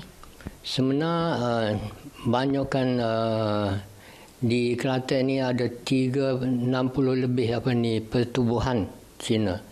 Dan tiap-tiap pertubuhan ni banyakkan dia ada push benda ni. Dan dia dah akan dipupuskan. Dia yang pentingnya dia push di sekolah, anak-anak budak sekolah, murid-murid. Belajar tulis benda ni. Walaupun dalam sekolah Cina di Kelantan ni boleh kata 51% ni kaum bukan Cina, kaum Melayu, Islam. Dan kaum-kaum Islam pun banyak kan terima benda ni, belajar ni. Mungkin ada kesukaran dari segi seni kaligrafi Cina ni. Mungkin boleh jelaskan kesukaran yang untuk membuat kaligrafi ni. Dia sebenarnya kalau kita benda tulisan ni kena tulis hari-hari, belajar hari-hari. Dia tak ada sukaran ke apa pun. Cuma kita kena ayat yang kita tulis tu kena betul je. Ayat Cina ni dia super kita kata tadi ke, super satu lukisan. Kalau kita kata arnab, dia tulisan pun super arnab. Itulah. Baik, terima kasih Tuan atas perkongsian itu tadi. Baik, saya kira setakat itu dulu perkongsian cerita pagi dari Kelantan untuk edisi kali ini. Kembali ke Angkasa Puri untuk perkembangan selanjutnya. Baik, terima kasih Nur Adila Ramli untuk berkongsi tentang hiasan kaligrafi Cina pilihan masyarakat Tionghoa. Cerita pagi di Kelantan kita bawakan dan hari ini macam biasa. Hani kalau semalam Hani terus duduk kat tilam kan? Hari ini Hani pilih untuk berdiri, tapi lepas ni Hani nak tunjukkan betapa manfaatnya tilam ini. Yang terbaiknya akan dikongsikan bersama dengan kita pada hari ini. Zaitun Khalid, jurujual produk kita untuk berkongsi tentang Herbal Fame Tilam Herba. Assalamualaikum. Waalaikumsalam. Ya, izinkan saya duduk boleh? Sila-sila. Okay. Kita nak bagi Hani duduk supaya Hani dapat merasakan keselesaan tilam yang kita bawakan kepada anda hari ini. Oh, berselang kaki. Terus selesa. Buat selesa sangat. Okey, kepada anda semua yang baru sahaja menonton, okey, tak lambat lagi saya nak ucapkan kongsi fathai, Sinian Kuala Shendi Jiankang Wan Shi Rui. Jadi kepada anda hari ini, panjang sikitlah kan sebab mungkin yang menonton ni adalah masyarakat-masyarakat Cina. Jadi kepada anda hari ini saya nak minta untuk anda, okey, jangan pergi ke mana-mana sebab apa, kami tawarkan dengan promosi yang sangat-sangat berbaloi sempena dengan Tahun Baru Cina. Okey, sekarang ini ambil dulu nombor telefon kami iaitu 019 4144 288. 019-4144-288. Ini dia nombor telefon kami. Anda boleh ambil gambar dulu ataupun screenshot kan untuk anda buat pembelian sekejap lagi. Okey, promosi sangat-sangat terhad. Kami tawarkan kepada anda, ini merupakan tilam herba yang pertama bukan sahaja di Malaysia tetapi juga di dunia. Anda pergilah dekat mana-mana sekalipun, okey, memang takkan jumpa. Saya nak tunjuk dulu, ini merupakan antara feedback daripada pelanggan kami yang pernah menggunakan tilam daripada kami dan ini merupakan tilam yang kami berikan kepada anda yang ada herba-herba. Anda nak apa? Kita ada ginseng, kita ada daun semambu, lada hitam. Tetapi adakah tilam kita ni ada bau herba ni? Tidak pun. Tidaklah orang kata keterlaluan macam bau ginseng tu. Tak ada kan? Tidak. Kenapa? Kita letakkan dalam ni juga ada aroma-aroma seperti lavender, jasmine dan juga rose, di mana aroma ni biasa kita gunakan untuk letakkan dalam minyak wangi. Tetapi kita letakkan dalam tilam supaya apa? Anda mendapatkan aroma-aroma. Anda mendapatkan keselesaan. Tidur yang lena. Supaya apa? Bila kita bangun pagi, rasa badan sangat-sangat segar. Okey, saya nak bagi tahu. Untuk harga yang kami tawarkan kepada anda, kalau nak beli direct kilang, boleh. Harganya adalah RM1,800. Tetapi hari ini kepada anda yang tukar tilam lama kepada tilam baru, kami berikan potongan RM500 dengan harga serendah RM1,300. Anda akan dapat satu tilam yang kita berikan berketebalan 8 inci, kita berikan jaminan 10 tahun, kita berikan 2 layer dan yang paling penting sekali ini adalah untuk saiz queen. Bayangkanlah RM1,300 tak cukup dengan tu. Zai hari ini nak berikan kepada anda, ini dia, percuma 1 unit air fryer dan juga khas kepada mereka yang buat bayaran untuk hari ini, anda akan dapat juga hadiah misteri. Kita nak berikan yang bernilai RM200. Nak tahu hadiah apa? Anda kena buat pembelian hari ini. Tak kisahlah kalau kata anda nak beli dulu, barang sampai nanti baru bayar pun, untuk hari ini kita masih lagi berikan hadiah percuma kepada anda. Okey, untuk hari ini sebenarnya bukan satu tilam sahaja. Kita ada 2 jenis tilam yang kita berikan kepada anda. Ini, kalau kita nampak tadi, tilam yang pertama, ke depan sikit. Ni, saya nak tunjukkan kepada anda. Kalau yang pertama, yang dekat kita duduk ni, Hani. Yang selesa. Yang Hani kata ni sangat-sangat selesa ni. Memanggil untuk baring, ya.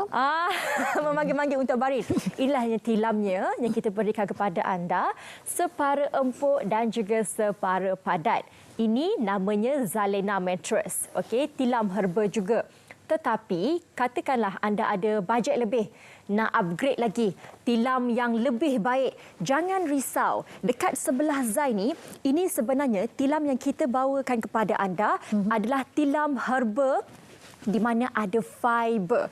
Apa yang membezakan adalah sama, kedua-dua ni 2 layer, tetapi dalam ini kita berikan kepada anda, cuba tengok.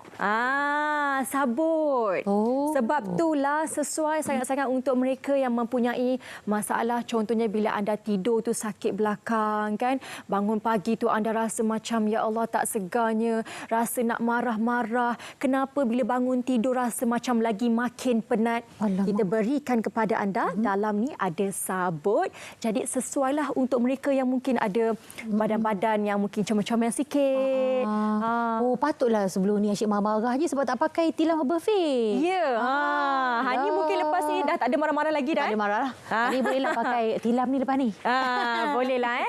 Okey, kita berikan kepada anda. Biasakan kadang-kadang kalau orang yang badan comel-comel ni risau. Kalau beli tilam ni takut nanti kalau kita tidur, kenapa badan kita tenggelam ni?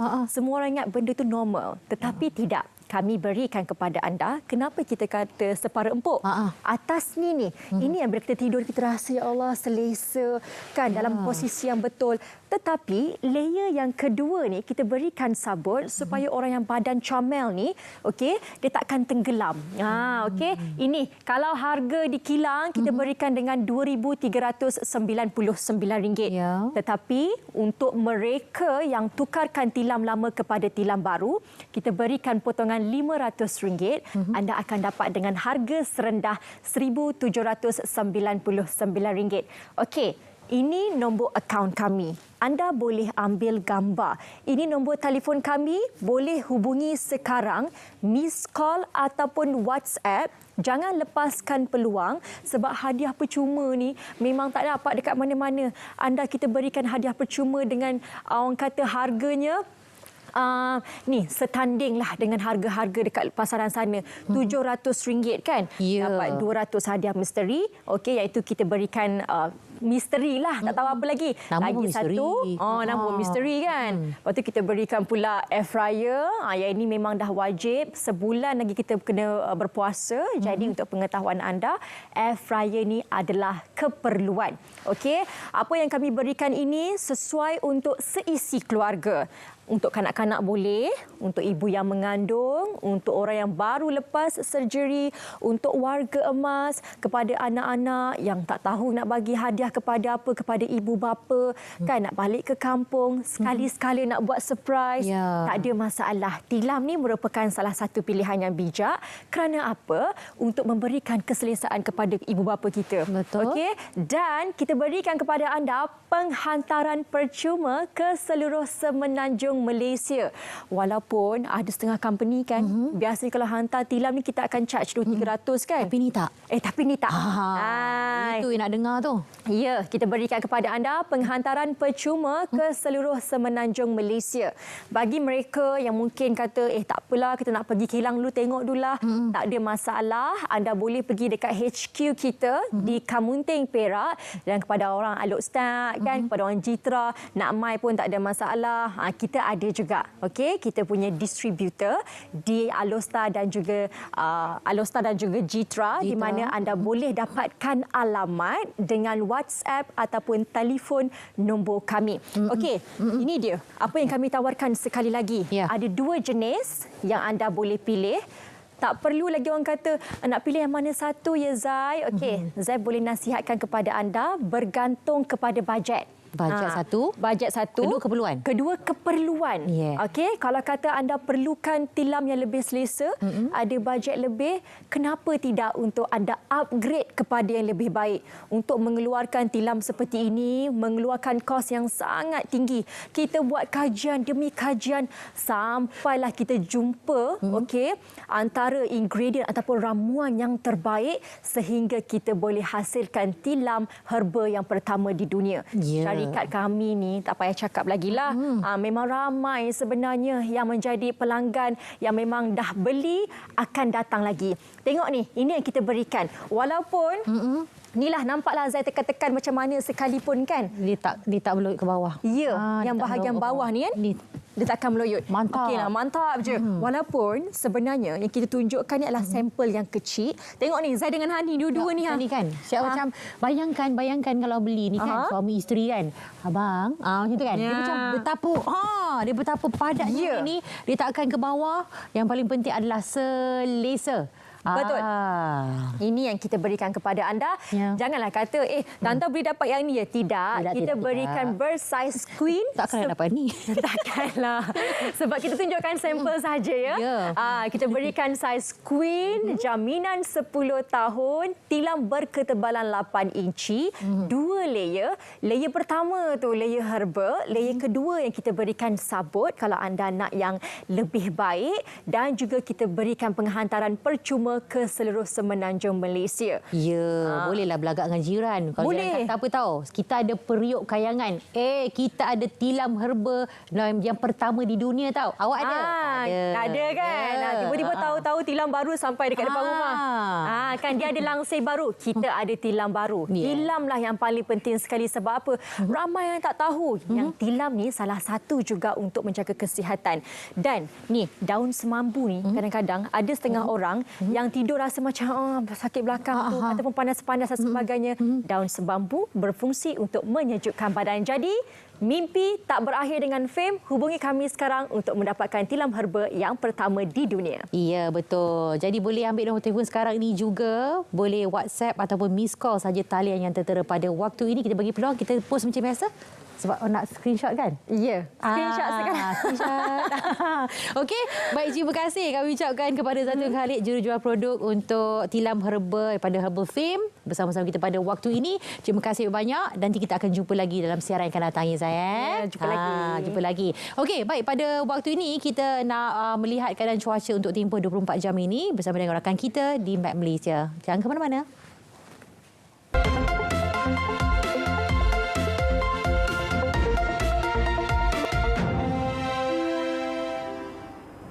Assalamualaikum dan salam Malaysia Madani.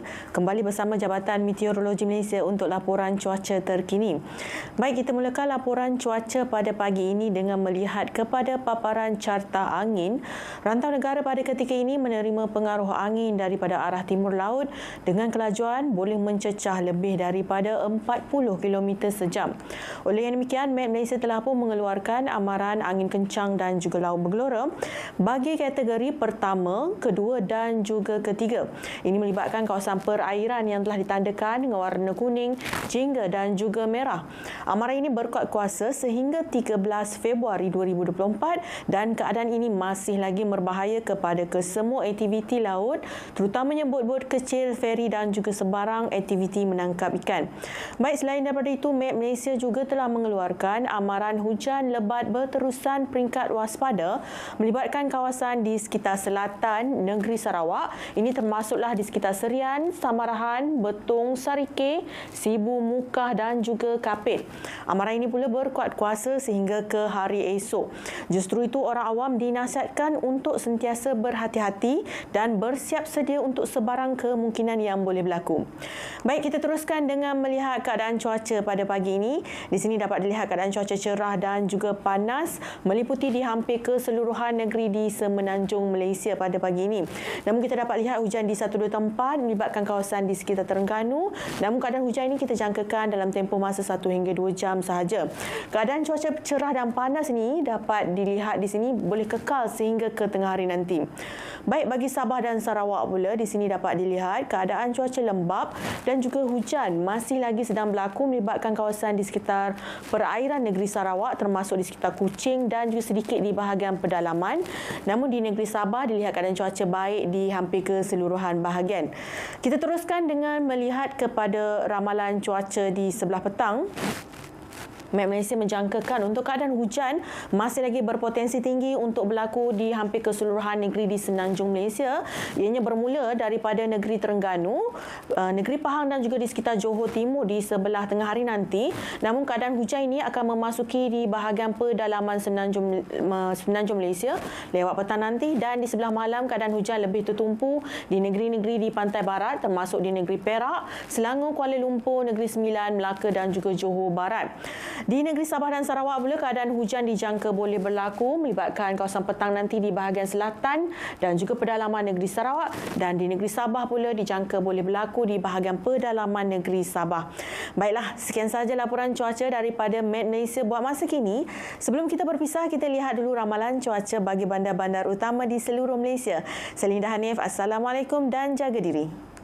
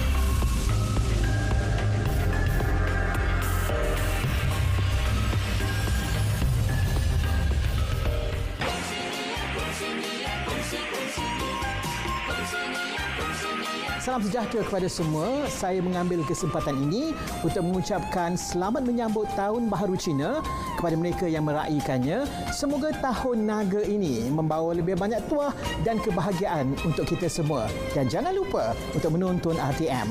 Selamat menyambut Tahun Baharu Cina.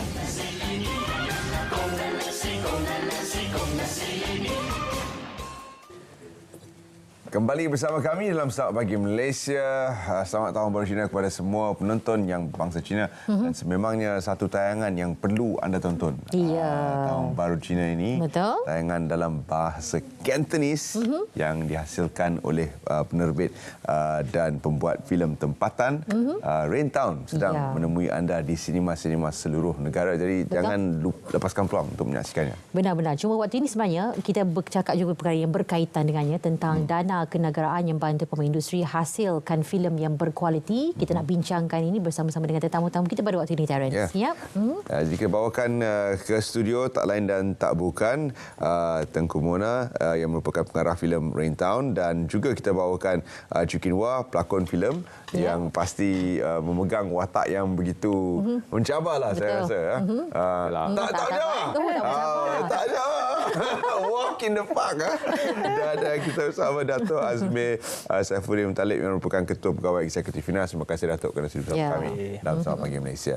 Okey, baik. Jadi kalau kita boleh kongsikan terlebih dahulu berkaitan dengan dana kenegaraan yang kita angkat pada pagi ini, yang sebenarnya dilihat banyak membantu bagi pemain industri menghasilkan filem kenegaraan yang berkualiti. Jadi kita nak mohon komen awal daripada Dato' terlebih dahulu berkaitan dengan dana ni. Terima kasih kerana menjemput Finas bersama dengan Tengku Mandangan Abang Kim Wah. Mengenai dana kenegaraan ini, memang usaha kerajaan melalui Finas. Kita telah lama membantu penggiat seni ataupun syarikat-syarikat yang ingin membuat filem-filem kenegaraan ini. Daripada tahun 2001, kita ada filem seperti Palo, Embun, dan pada tahun 2021, Finas adakan satu dana di mana kita telah membantu beberapa projek. Termasuklah projek Raintown ini. Kita faham bahawa filem-filem kenegaraan ini bukanlah bersifat komersial. Sebab itulah kerajaan melalui Finas kita ada suntikan untuk membantu filem-filem tersebut untuk dihasilkan dengan tujuan untuk memberi semangat ataupun cintakan ke negara.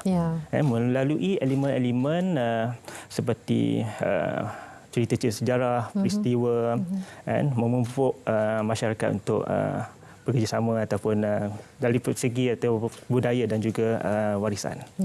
Dan cerita ini aspeknya walaupun menyentuh kenegaraan tapi dia dalam konteks keluarga. Raintown set in of course Taiping. Memang tepat sekali pilihan lokasi dan sebagainya. Jadi tapi adalah suatu karya yang berbahasa Cantonese. Tengku Mona, mengapa memilih untuk menterjemahkan karya ini dalam bahasa Cantonese? Bahasa Cantonese ni sekarang ni dah tak ramai orang mengguna, ya. Itu satu, dan ia juga it's like a cabaran untuk saya. Kerana filem yang pertama tu ialah mengenai cerita autism. Filem saya yang pertama, ini yang kedua. Dan saya nak membuat sesuatu yang orang kata ialah to make to add some colours, orang kata colours to the industry. So and also of course untuk my own my own personal achievement and goal dari segi membuat satu yang berlainan. So itulah sebabnya, dan ia juga menunjukkan yang kita ni ada variety. Itu adalah salah satu sebabnya. Review awal memang hebat. Semua yang telah menonton telah menyeru kepada para penonton untuk datang dan menyaksikan sendiri karya ini. Apakah sebenarnya cerita yang ingin disampaikan melalui Raintown?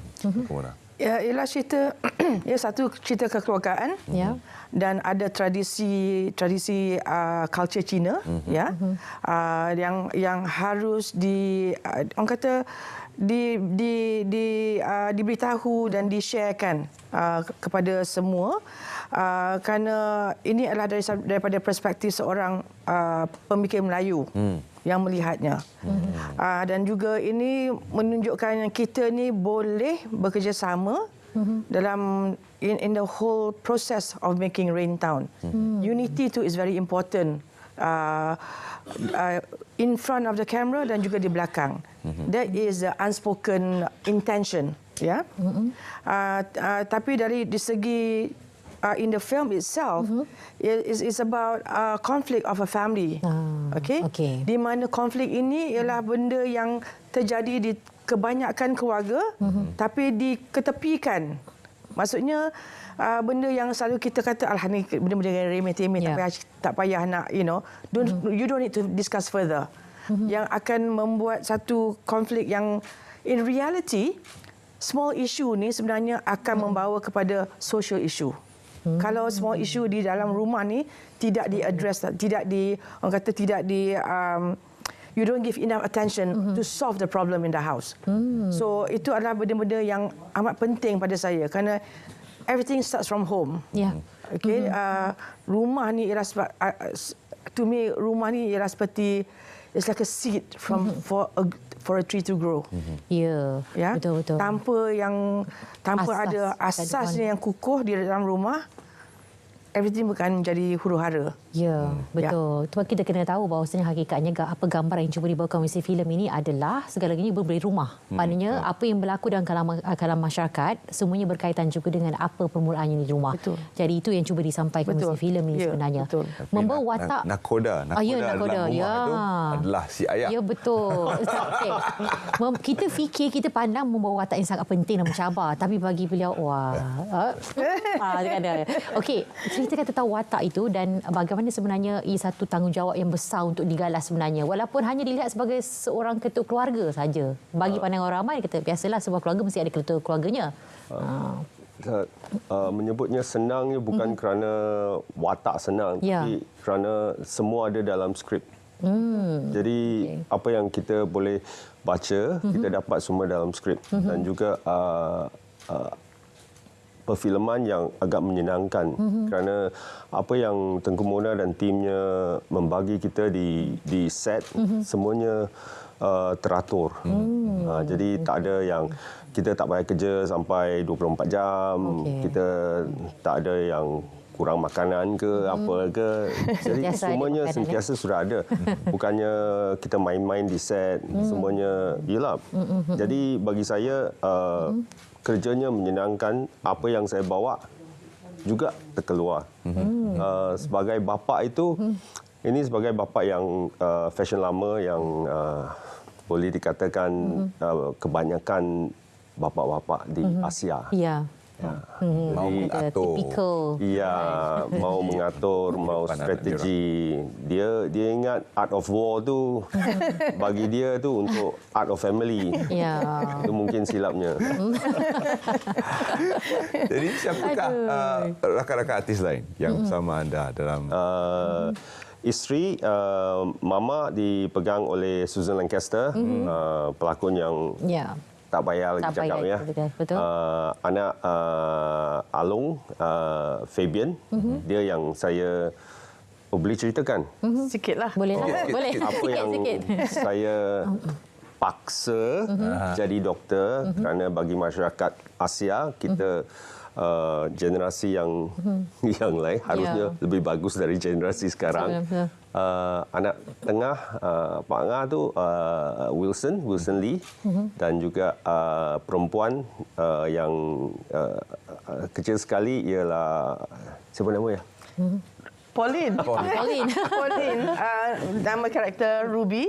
Ya, dan dibawa oleh Pauline Chan. Ya.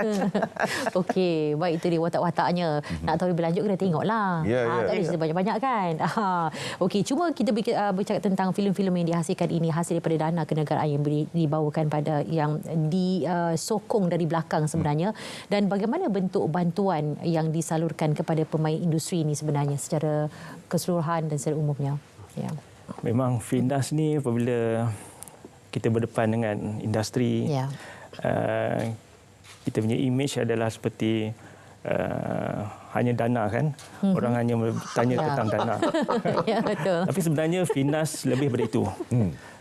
Kita memang daripada dulu kita sediakan bantuan seperti latihan.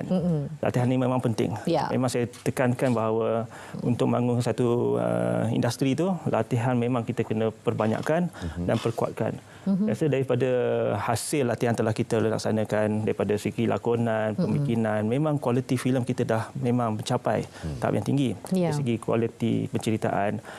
Contoh seperti Raintown ini memang kalau boleh penonton pergi hadir tonton, memang kualiti filem Malaysia memang dah meningkat. Yang keduanya dan ketiganya adalah seperti kita punya fasiliti di Finas. Memang yang terbaik. Kita punya post production, kita punya sound recording. Soon kita akan ada Atmos Dolby. So fasiliti ini pun adalah salah satu cara kita membantu industri. Dan yang selebihnya seperti pemasaran dan juga membawa ataupun membawa kita punya konten-konten ini ke pasaran antarabangsa. Itu adalah sedikitlah apa yang Finas kita sediakan selain pada bantuan dana tersebut. Okey, baik. Tengku Muhammad memang dah terbukti layak untuk mendapat dana tersebut. Kita nak tahu juga ciri-ciri mereka pemain industri yang layak untuk mendapatkan dana tu. Okey, memang utamanya adalah on skrip lah. Dengan skrip idea, baik itu dia punya tunjang pada sebuah filem. Tapi kita juga lihat dari segi dia punya teraju utama, syarikat ataupun dia punya productionnya team lah. Seperti Tengku Mona, dia punya above the line punya team, pengalaman mereka. Dan saya rasa salah satu perkara yang juga utama adalah tentang kemampuan syarikat dari segi kewangan. Bagi kita tahu bahawa filem ni bukan mudah. Saya katakan filem ni seperti buat satu projek yang besar. Untuk menghasilkan daripada skrip kepada final production tu, dia kena tengok dari segi bagaimana nak emosi pekerja, pelakon, situasi masa bila dia nak membuat syuting. So 40 hari itu memang macam dalam in a war kan. So bagi saya dia kena tim yang kuat, kemampuan daripada segi pengalaman dan juga kewangan itu pun diambil kira. Ya, okey. Baik, itu dia ciri-ciri bagi pemain industri yang benar-benar layak untuk mendapatkan dana kenegaraan ini. Okey, baik. Tengku Mona nak tanya. Sebab kita tahu bahawasanya, okey, satu perkara mudah dah selesai. Maknanya dana tu dah diberikan, filem pun dah dihasilkan. Apa cabaran yang sedang dilalui pada waktu ini? Kita nak tahu juga. Okey. Alhamdulillah saya mendapat banyak traction daripada jurnalis, media, bloggers, influencers. Alhamdulillah. Tetapi penonton tidak datang menonton filem Raintown. Kerana sekarang ni kita Raintown ni bersaing dengan 11 filem lain yang dibuat di Malaysia dan daripada luar negara. Mereka juga adalah filem-filem Cina. Okey. Setengah daripada mereka yang pernah dibuat is a sequel macam itulah ya. So sekarang ni itulah saya punya orang kata cabaran yang paling besar. Dan saya amat berharap penonton yang mendengar sekarang ni mereka akan memberi consideration untuk membeli tiket dan menonton filem Raintown. Yang pastinya cerita ni bukanlah cerita yang orang kata dia ada banyak value. Okay, it's a story with good values. Jadi dan kita juga mendapat PG-12 daripada rating kan. So boleh bawa anak-anak yang kecil semua tu tidak ada masalah. yang saya rasa agak sedikit terkilan, sedikit upset lah sikit. Kecewa. Kita filem Rain Town ni diriliskan pada 8 hari bulan Februari. Ya. Dan kita melalui skrin wajib tayang. Dan memang itu adalah peraturannya bila kalau you go through skrin wajib tayang, dia kena release on every hari Khamis. Iaitu pada 8 hari bulan. Kita mengikut, semua berjalan dengan baik. Cumanya masa tu orang balik kampung. Ya. Dan orang di perjalanan balik kampung. Dan pemamer semua sinema ni mereka mempunyai ada regulationnya. The first 4 days tu kalau tak buat kalau kita tidak mendapat sambutan yang hangat, mereka akan kurangkan kita punya tayangan, kita punya slot. Oh, okey. So hari ini ialah hari yang keempat. Ya. Okey. Dan tayangan saya sudah dikurangkan dari semalam lagi. Ini tidak adil. Ya. So saya rasa alamak, sebab baru sekarang orang nak keluar menonton wayang. Hari pertama tu pastinya kalau kaum-kaum Cina mereka pun pergi berziarahi kan. Dan yang Melayu, penonton Melayu dan bangsa-bangsa lain mungkin mereka baru sampai ke kampung, settle in dengan keluarga semua tu. So itu yang saya rasa a bit hampa lah,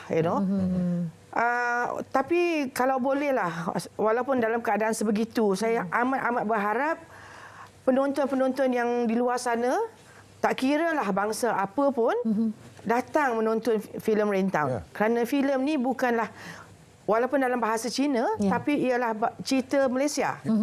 Dan cerita kekeluargaan di mana dari mana saja anda berada atau datang dari mana pun, you boleh relate, you boleh memahami dan saya percaya boleh menghargai apa yang isu-isu yang saya bawa di dalam filem ini. Baik, Mr. Chiu, selamat Tahun Baru Cina kepada Mr. Chiu seisi keluarga. Mungkin boleh menjemput keluarga yang sedang bercuti, beriadah untuk datang dan menyaksikan Rain Town. Mudah-mudahan penonton muda boleh bawa ibu bapa, atuk, nenek dan sekeluarga pergi menonton Rain Town. Tapi jangan bawa tisu. Kerana kalau nangis tu nangis di bahu cukup. Oh, itu lagi mengeratkan hubungan kekeluargaan tu kan. Wow, itu pesanan terbaik tu. Lain daripada lain. Okey, kita nak pastikan anda tonton sebab kita cuti panjang kan. Cuti sekolah pun sekarang ni. Jadi boleh bawa anak-anak jadi sebagai satu daripada program cuti sekolah lah. Bawa satu keluarga boleh macam kawan kelas tu kan. Bawa jom pergi sekali. Semua anak-anak Asia bawa ayah bawalah. Betul. Okey. Baik, terima kasih kami ucapkan kepada Dato' Azmi, merupakan Ketua Pegawai Eksekutif FINAS, Tengku Muniriza, pengarah filem Rain Town dan juga pelakon filem Rain Town, Chicken Wah bersama kita pada waktu ini. Semoga lepas ini akan lebih cemerlang lagi. Kita harapkan insya-Allah. Okey. Baik, kita akan berehat seketika dan kembali nanti kita akan bersama dengan salah satu daripada topik yang telah pun kita bawakan di pautan media sosial, iaitu Wirasat 6 Cerita. Ya, sebentar lagi dalam Selamat Pagi Malaysia.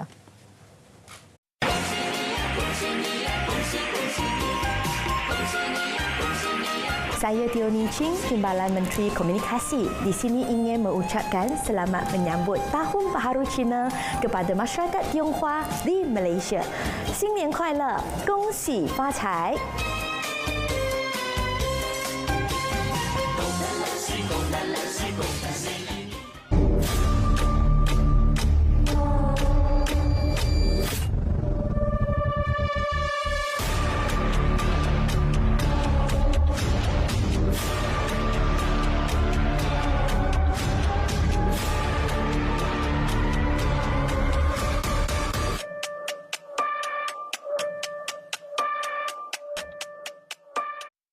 Okey, dari satu cerita kita buka lagi satu cerita yang lain. Cerita. Ya, di mana kita akan bercerita Wirasat 6 Cerita. 6 cerita. Ya. Jadi seperti tajuknya ialah gabungan karya anak muda yang akan mementaskan 6 buah pementasan teater dengan tema yang berlainan berkaitan agama, kesihatan mental sehingga hal yang berkaitan dengan hak asasi manusia yang memberi manfaat kepada masyarakat. Ya, betul. Jadi untuk kita berkongsi lebih lanjut lagi bersama-sama kita pada waktu ini, Q Katina pengarah dan juga Fatah Fauzi penulis dan juga pengurus produksi produksi. Assalamualaikum dan selamat pagi. Selamat datang. Selamat pagi Malaysia. Okey, baik. Boleh kita kongsikan secara umum terlebih dahulu berkaitan dengan Wirasa 6 cerita ini. Mungkin dari segi latar belakangnya, bagaimana permulaannya dan tentang semua merangkumi 6 cerita yang ada. Silakan. Ya. Baik. Assalamualaikum, selamat pagi. Ya. Okey, Wirasa 6 cerita. Sebenarnya perkataan wirasa itu sendiri sebenarnya dia berasal daripada kita inspired daripada filosofi satu tarian. Filosofi tarian sebenarnya itu kita ambil perkataan wirasa tu yang bermaksud kepada ekspresi ataupun penghayatan. So kita letak wirasa 6 cerita sebagai satu ekspresi kepada 6 cerita itulah. So di satu konsep yang kita gabungkan di mana 6 cerita yang bawa berbeza-beza elemen, berbeza-beza tema. Macam yang saya sebut tadi, macam puan sebut tadi kesihatan mental, betul, kesihatan mental, agama, hak asasi manusia dan sebagainya. Okey, baik. Jadi adalah topik masa kini, topik-topik yang sedang dibincangkan, terutama sekali di media sosial dan sebagainya, dan ia adalah topik yang begitu sinonim dengan anak muda. Jadi bagaimana garapan untuk menghasilkan karya-karya yang berkaitan dengan topik ini? Adakah pengarah-pengarah pilih sendiri atau macam mana? Kalau dari sudut pengarah sendiri, memang kita orang diberi skrip 6 buah cerita yang berbeza, dan setiap pengarah akan baca setiap skrip and then pilihlah mana yang lebih sesuai dengan visualnya, dengan konsepnya, dengan style of dia punya directing sendiri.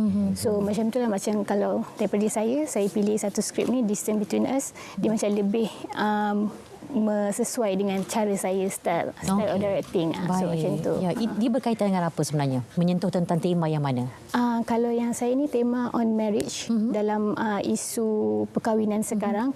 Macam dalam setiap perkahwinan tu, perkahwinan yang lama tu, akan ada satu macam mana orang cakap turning off point dalam setiap marriage tu. So itu yang saya cuba angkat untuk naskah tu. And then the concept is different lah dengan dia punya pengisian daripada naskah tu sendiri. Okey, baik. 6 cerita, 6 pengarah yang berbeza. Betul. Macam tu Betul. Jadi pemilihan untuk pengarah-pengarah ni semua dia tak kita tahu dari segi latar belakang mereka juga. Kebanyakan daripada mereka sebenarnya memang daripada bidang persembahan pentas lah. Seni persembahan pentas, tapi some of them diorang sekarang tengah melakukan banyak kerja-kerja lain dalam bidang-bidang lain. Contohnya kita gabungkan diorang ni dah ada kemahiran dan kepakaran yang berbeza. So kita nak tunjuk yang kita ni masih lagi golongan muda, masih lagi ada passion dan juga kebersamaan untuk kita angkat lagi seni persembahan teater. So masing-masing daripada dulu daripada seni persembahan dan terus ada daripada ke filem, ada yang sekarang buat benda-benda lain, architecture, medical dan juga. So at the same time diorang masih lagi give time untuk buat persembahan teater lah. Dari segi pilihan pelakon bagaimana untuk menjayakan setiap naskah? Kalau dari segi pelakon pula, macam kalau saya memang pilih pelakon tu memang ada background pentas berlakon. Tak kisah kalau TV pun boleh juga sama je. Cuma macam kalau dari segi, sebab saya juga pilih yang senang untuk bekerjasama. So macam pelakon-pelakon saya memang ada background yang kuatlah daripada sudut lakonan untuk pementasan dan juga TV. Macam itulah. Okey, baik. Mana setiap pengarah juga ada kata pilihan mereka tersendiri. Mana tidak semestinya semua 6 tu akan menggunakan pelakon yang sama ataupun ada juga. Sebenarnya kita ada libatkan 15 orang pelakon.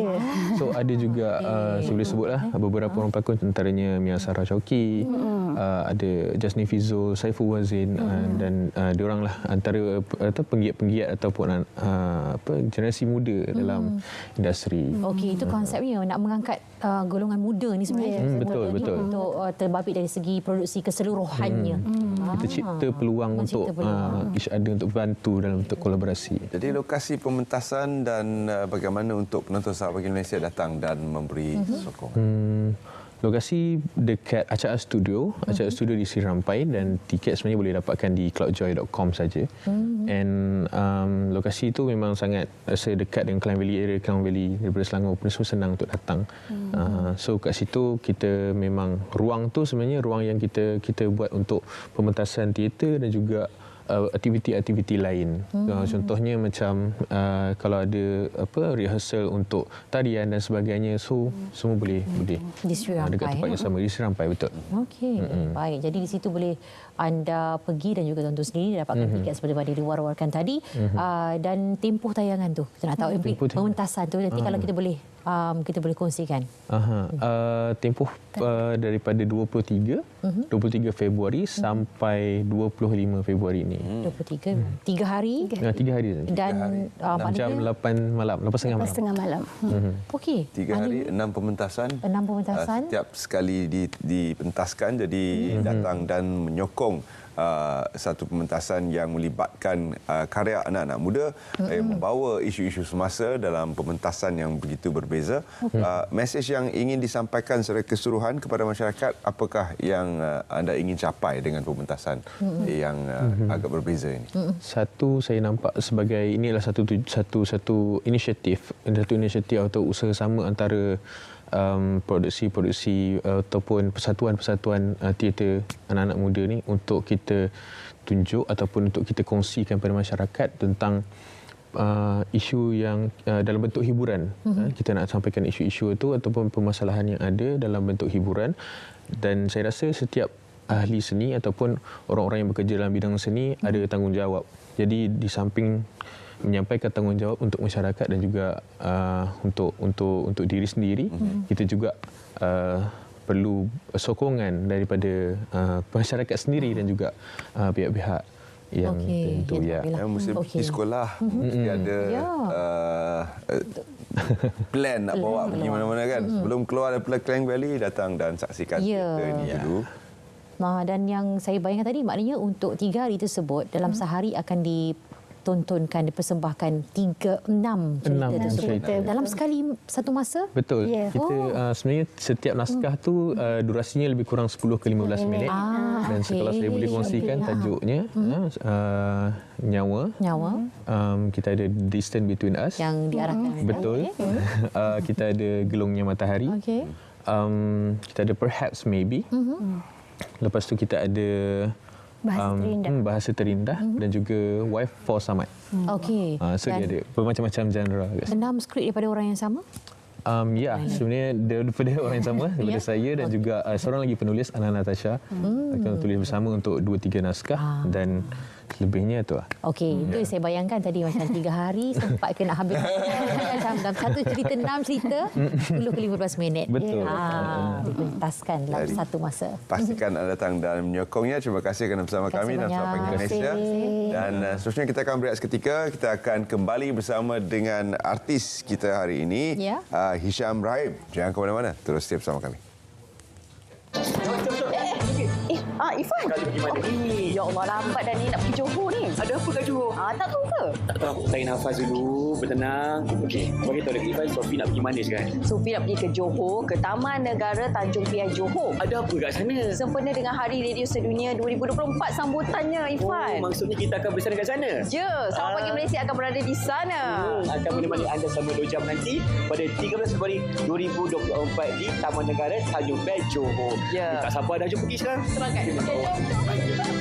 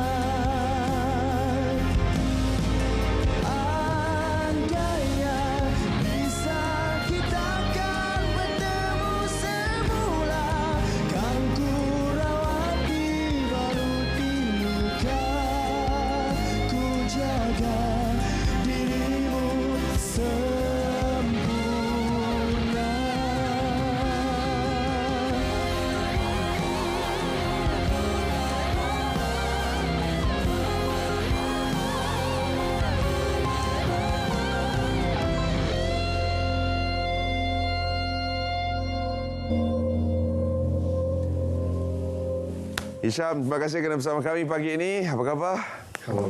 Wah, itu dia. Suara betul-betul power. Betul, pagi-pagi pula tu kan. Pagi-pagi ya. Tapi mungkin pengalaman tu kan, pengalaman yang panjang juga dan apatah lagi menjadi juara pertandingan bintang klasik 2023 Anjur RTM.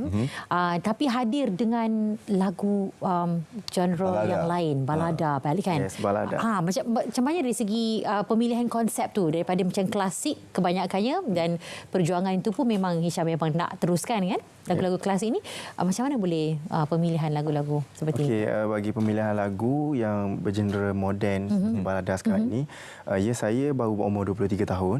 Jadi pada awalnya saya meminati lagu-lagu pop, tapi saya meminati juga lagu-lagu klasik. Jadi seimbanglah antara pop dan lagu-lagu klasik. Tapi lagu klasik itu tetap akan diteruskan. Selepas ini kan tidak dilupakan begitu saja. Cuma pertaruhan yang pertama ni adalah lagu yang tadi tu. Okey, jadi kalau kita boleh kongsikan lebih lanjut berkaitan dengan lagu Hal Kita. Siapa yang cipta lagu tersebut? Untuk lagu Hal Kita dicipta oleh Statistic Mike dan Mimpi. Dan lagu ni asalnya direkod pada akhir tahun 2022. Tapi pada tahun 2023 kita baru jalankan projek kita untuk buat muzik, video dan semualah. Sebab ada kekangan masa sebabkan saya masih student kan. Jadi dari segi bagaimana untuk membahagi masa antara kerja dan juga bukan sahaja pelajaran tapi juga mungkin next step in your life. Jadi macam mana pembahagian masa untuk anda? Dari segi pembahagian masa itulah bila kita tengah study dan kita study apa tu? Study seni persembahan. Seni persembahan. Jadi berkait jugalah dengan seni. Jadi untuk bahagikan masa tu saya perlukan jadual yang teratur lah antara study dan membina karier saya sendiri. Ya, betul. Jadual tu boleh katakan padat jugalah sebabnya bukan setakat seorang pelajar tetapi masa yang sama tapi rasa dah biasa kot sebab daripada zaman bangku sekolah lagi memang dah aktif. Daripada zaman sekolah. Ya, untuk pengetahuan dan semua yang mana bukan setakat nyanyian, pidato, tilawah Al-Quran, persembahan pentas dan pertandingan-pertandingan yang dimasuk sebelum ni kan sampailah kepada tahap menjadi juara bintang klasik. Alhamdulillah. Ya, alhamdulillah. Rezeki memang ada. Ya. Jadi bagaimana untuk penonton mendapatkan lagu terkini ini? Untuk penonton di luar sana hendak mendapatkan lagu yang terkini boleh search YouTube type lagu Hisham Rahim Hal Kita dan kita ada di platform digital seperti Juke, Spotify, Instagram dan sebagainya lah untuk kita mendengar lagu Hal Kita. Okey, ini klip videonya jadi ni penggambarannya tahun lepas 2023. 2023. Mengambil masa yang panjang untuk buat semua? Dalam masa 1 hari lah. Dalam masa 1 hari. Dan selesai sudah dan terus meneruskan lagi dengan promosi lagu tersebut Hal Kita ni. Dan setakat ini sambutan macam mana? Sambutan kita cuba yang terbaik lah untuk mendapatkan sambutan yang tinggi insya-Allah. Ya, insya-Allah. Jadi selepas lagu ni apakah perancangan anda seterusnya? Adakah akan buat EP ke ataupun album atau lagu hanya klasik akan menyusul ke single? Ya. Insya-Allah selepas ni kita akan cuba untuk buat satu lagu klasik lah untuk mencipta trademark saya sebagai juara bintang klasik. So kita bahagikan antara pop dan klasik. Okey, baik. Jadi sama-sama kita tunggu juga nantikanlah selepas ini. Ada persembahan pentas di mana-mana dalam masa yang terdekat ni? Yang supaya orang boleh datang, jumpa berdepan kan? Masa yang terdekat, semalam show di Shah Alam. Jadi next saya akan bagi tahu balik lah. Kalau nak tahu di IG. Tengok IG. Jadi kita tengok ini adalah media sosial yang digunakan oleh Hisham. Ini IG-nya. Pastikan yang betul-betul Hisham. Ya, betul. Follow. Aktif di TikTok juga. Okey, jadi boleh follow sekali banyak buat cover song lah ni. Banyak-banyak.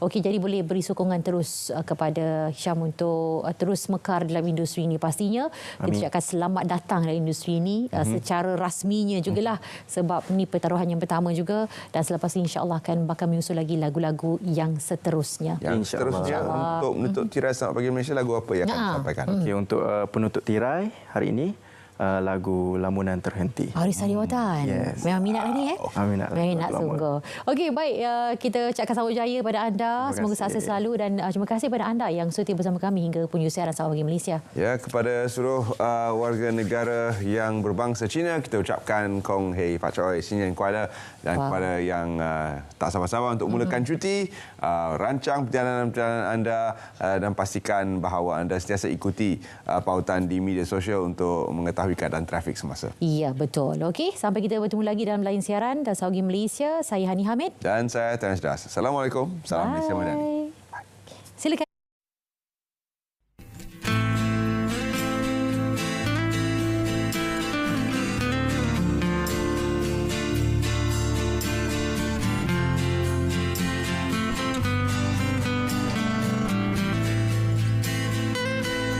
Entah mengapakah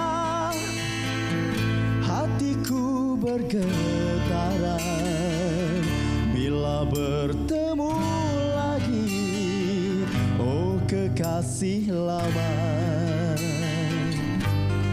Ku cuba serindungkan api keresahan, namun perasaan